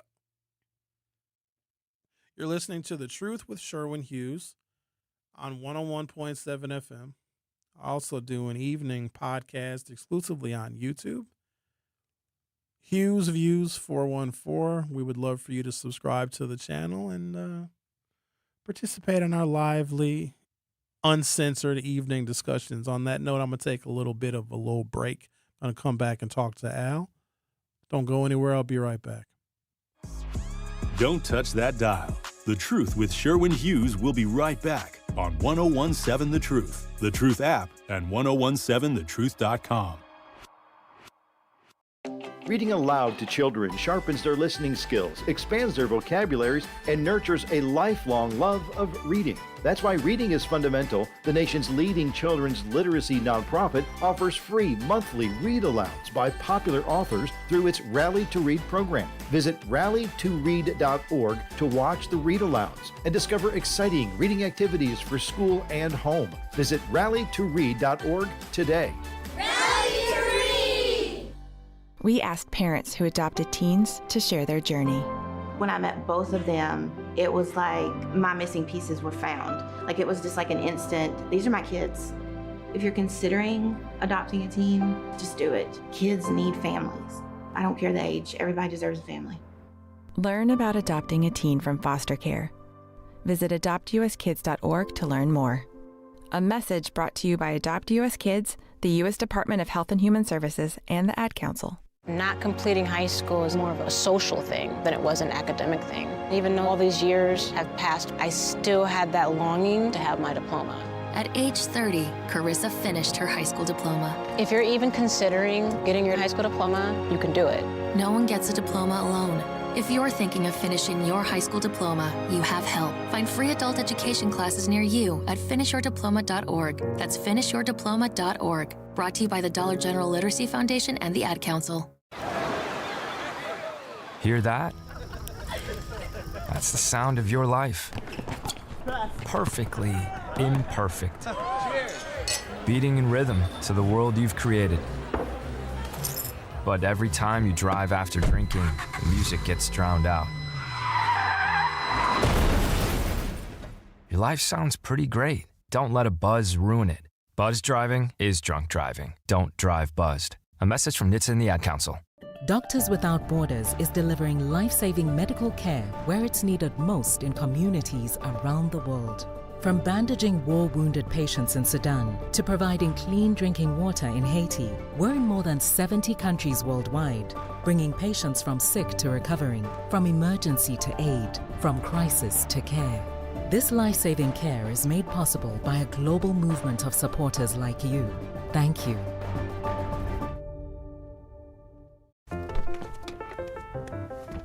Mommy, can I sit in the front seat just this one time? Please, please, please. No, not yet. But why? Because I love you, and you're just not ready yet. Now, get in the back so I can get you in your car seat, please. Putting your kids in the right seat for their age and size is an act of love. Check that your kids are in the right seat at NHTSA.gov/the right seat. Love protects. A message from NHTSA and the Ad Council. You are listening to The Truth with Sherwin Hughes on 1017 The Truth app, and 1017thetruth.com. You know the voice. Now get the unfiltered version. When the mic goes live on Hughes Views 414, the gloves come off. Real talk, raw opinions, no corporate filters, no radio clock. Just honest conversations about Milwaukee politics, national headlines, culture, and the viral stories everybody's talking about. Join me, Sherwin Hughes, live weekdays from 7 until 8 p.m. and jump into the YouTube chat where your voice is a part of the show in real time. If it's trending, controversial, inspiring, or affecting our community, you'll hear it on Hughes Views 414. Watch, chat, share, like, subscribe. Let's talk to Al. Hello, Al. How are you doing today?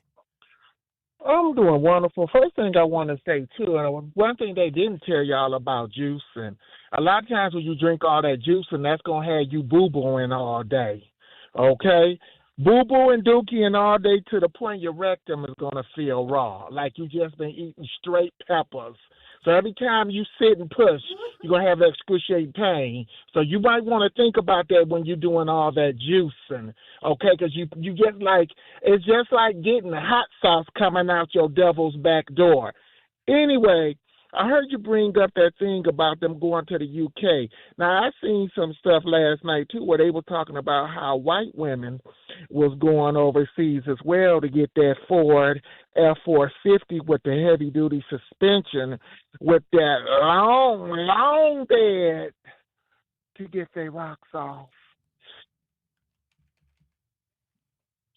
Yeah, the story is white women from the United Kingdom are actually going to Africa. Yeah, they're passport women, and they're old and disgusting.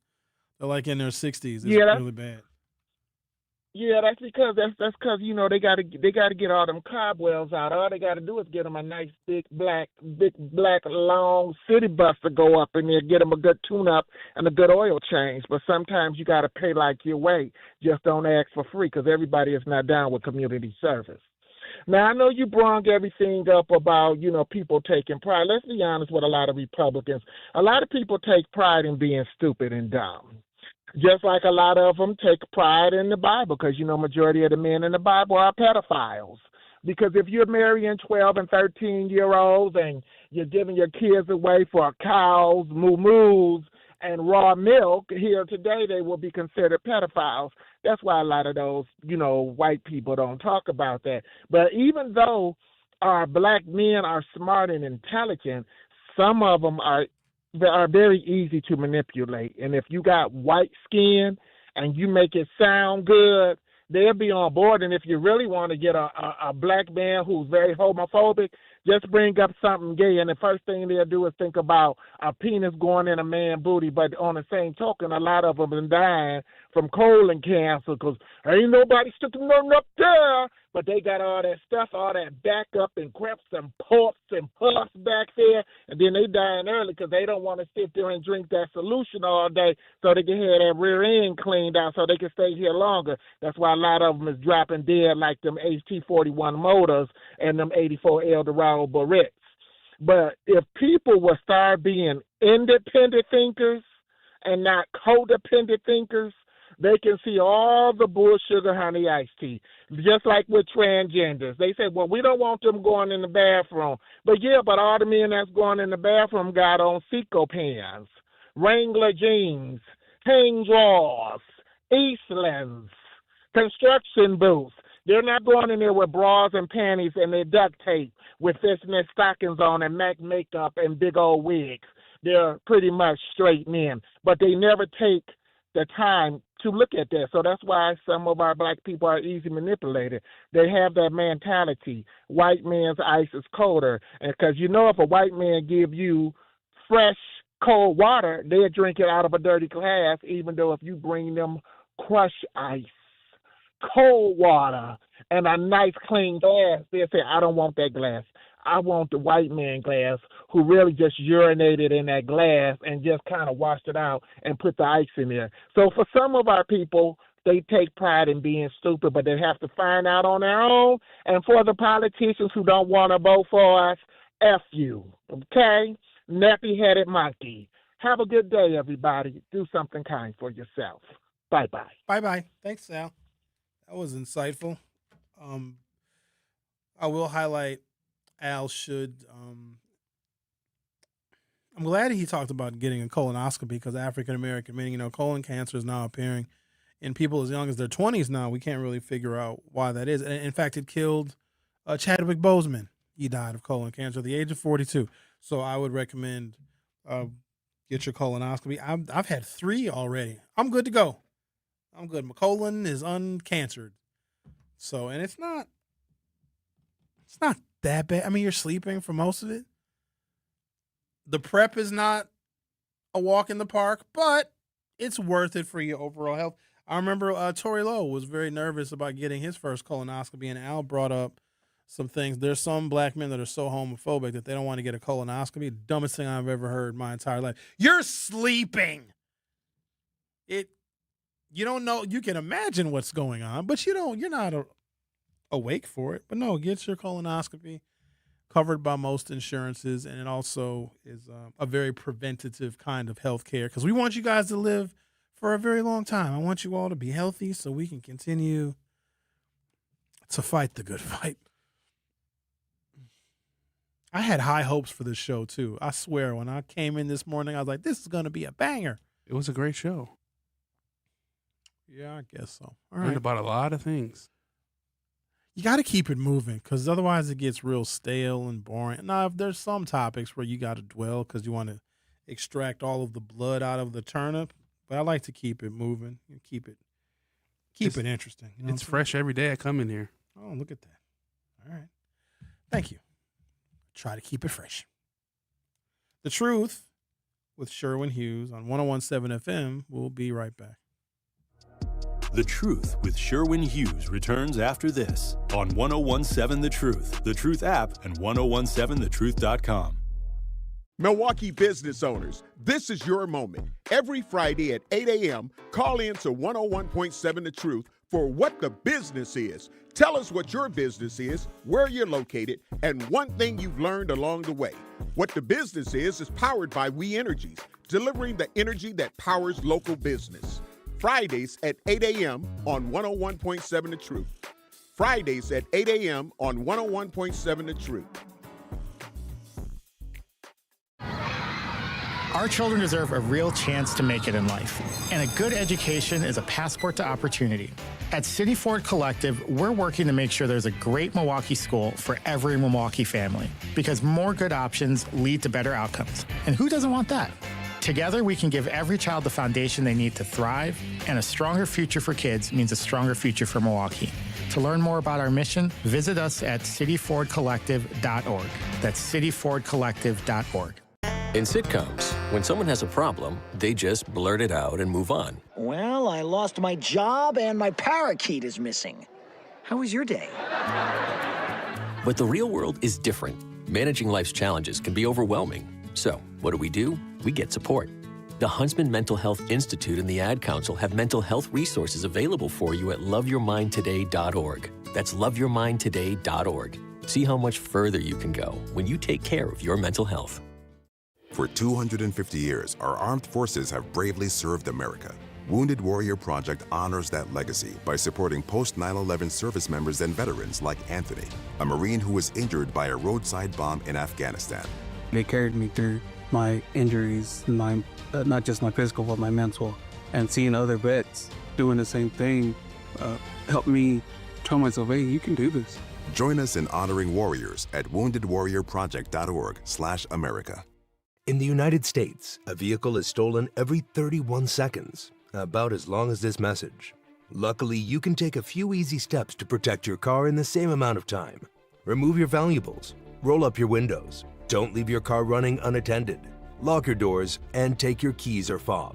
If you have information about a crime, call the police. If you suspect insurance fraud, also call 800-TEL-NICB. A public service message from the National Insurance Crime Bureau. I always had to be so good, no one could ignore me.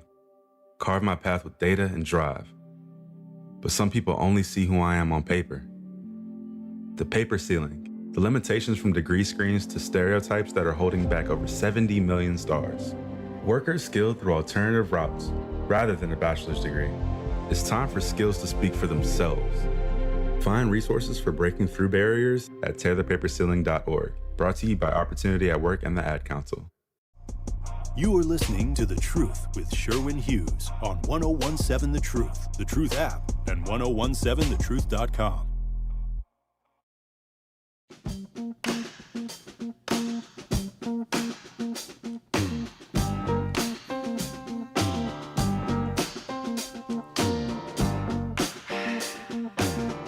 Looking for a school where scholars thrive, teachers believe, and excellence is the expectation? Milwaukee College Prep is still enrolling scholars in grades K through 8 for the upcoming school year.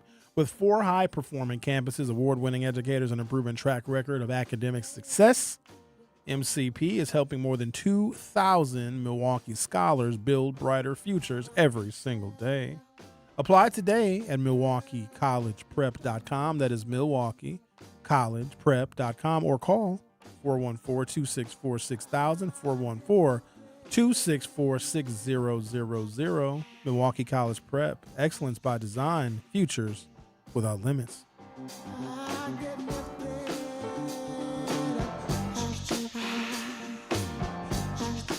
What have we learned today? I don't know. We are very easy to fool. I can't tell if this person is a troll or not in the YouTube chat. But they said, I like when people do these directional references. Like, oh, Sherwin, we're not going to be in good shape as a community until we go back to this time. You're never going back. Never. You cannot use the past as an example.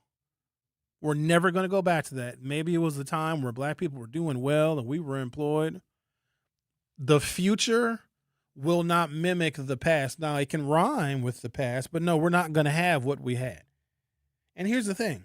If we would be better off going backwards and having things that we used to have, then what are we waiting for? Do we ever think that some of the things that we used to have literally do not exist anymore? I think we got to call it what it is. With the social conditions that are taking place in the community, like most of our community is in survival mode. They're just trying to make it from one day to the next, one paycheck to the next, trying to deal with life as it comes. No one is making any not enough people are making serious long-term investments in this place. And if they are in a position where they can make a serious long-term investment, I'm being very serious and very practical now. I have no reason to lie to you. If somebody has the resources to make a major investment, you're not making it in Milwaukee. You're going to move. That's probably going to be your first investment because statistically, you, your children, and your family will do better anywhere else than here. And that's just the absolute truth. That's why so many people have moved away. And you ain't got to believe me. I did a story last week on how we've lost damn near 100,000 people over the last 40 years from majority African-American zip codes. Why do you think that is? Now, not all of them moved to Atlanta. Not all of them moved to Texas. Some moved to Glendale. Some moved to Fox Point. Some moved to the St. Francis and the Oak Creeks and the Wauwatosos and the West Dallases. People are leaving. And if you think about it practically, if you have money to invest, maybe you want to buy a building, maybe you want to start a business, I don't know. Would you invest your money in a place where people are leaving, where the schools are poor, the crime is high, the opportunities are low, and the hopelessness is at the ceiling? Is that really where you would invest your money? Also keep this in mind. You may never get a return on that investment. Would you really put your money there? This is just being practical. If I gifted 3 or 4 of you in the YouTube chat right now $37 million each. That's nice money now, $37 million. You can, go do some sex tourism with that and probably wouldn't even notice the money missing. $37 million is a lot of money. So if I gave you all $37 million, How many of you would buy Midtown and make it a skating rink? Exactly. Well, I just won the lottery. I think I'm going to put a skating rink in for a bunch of kids at Midtown. No, you wouldn't. You would leave here on the first thing smoking.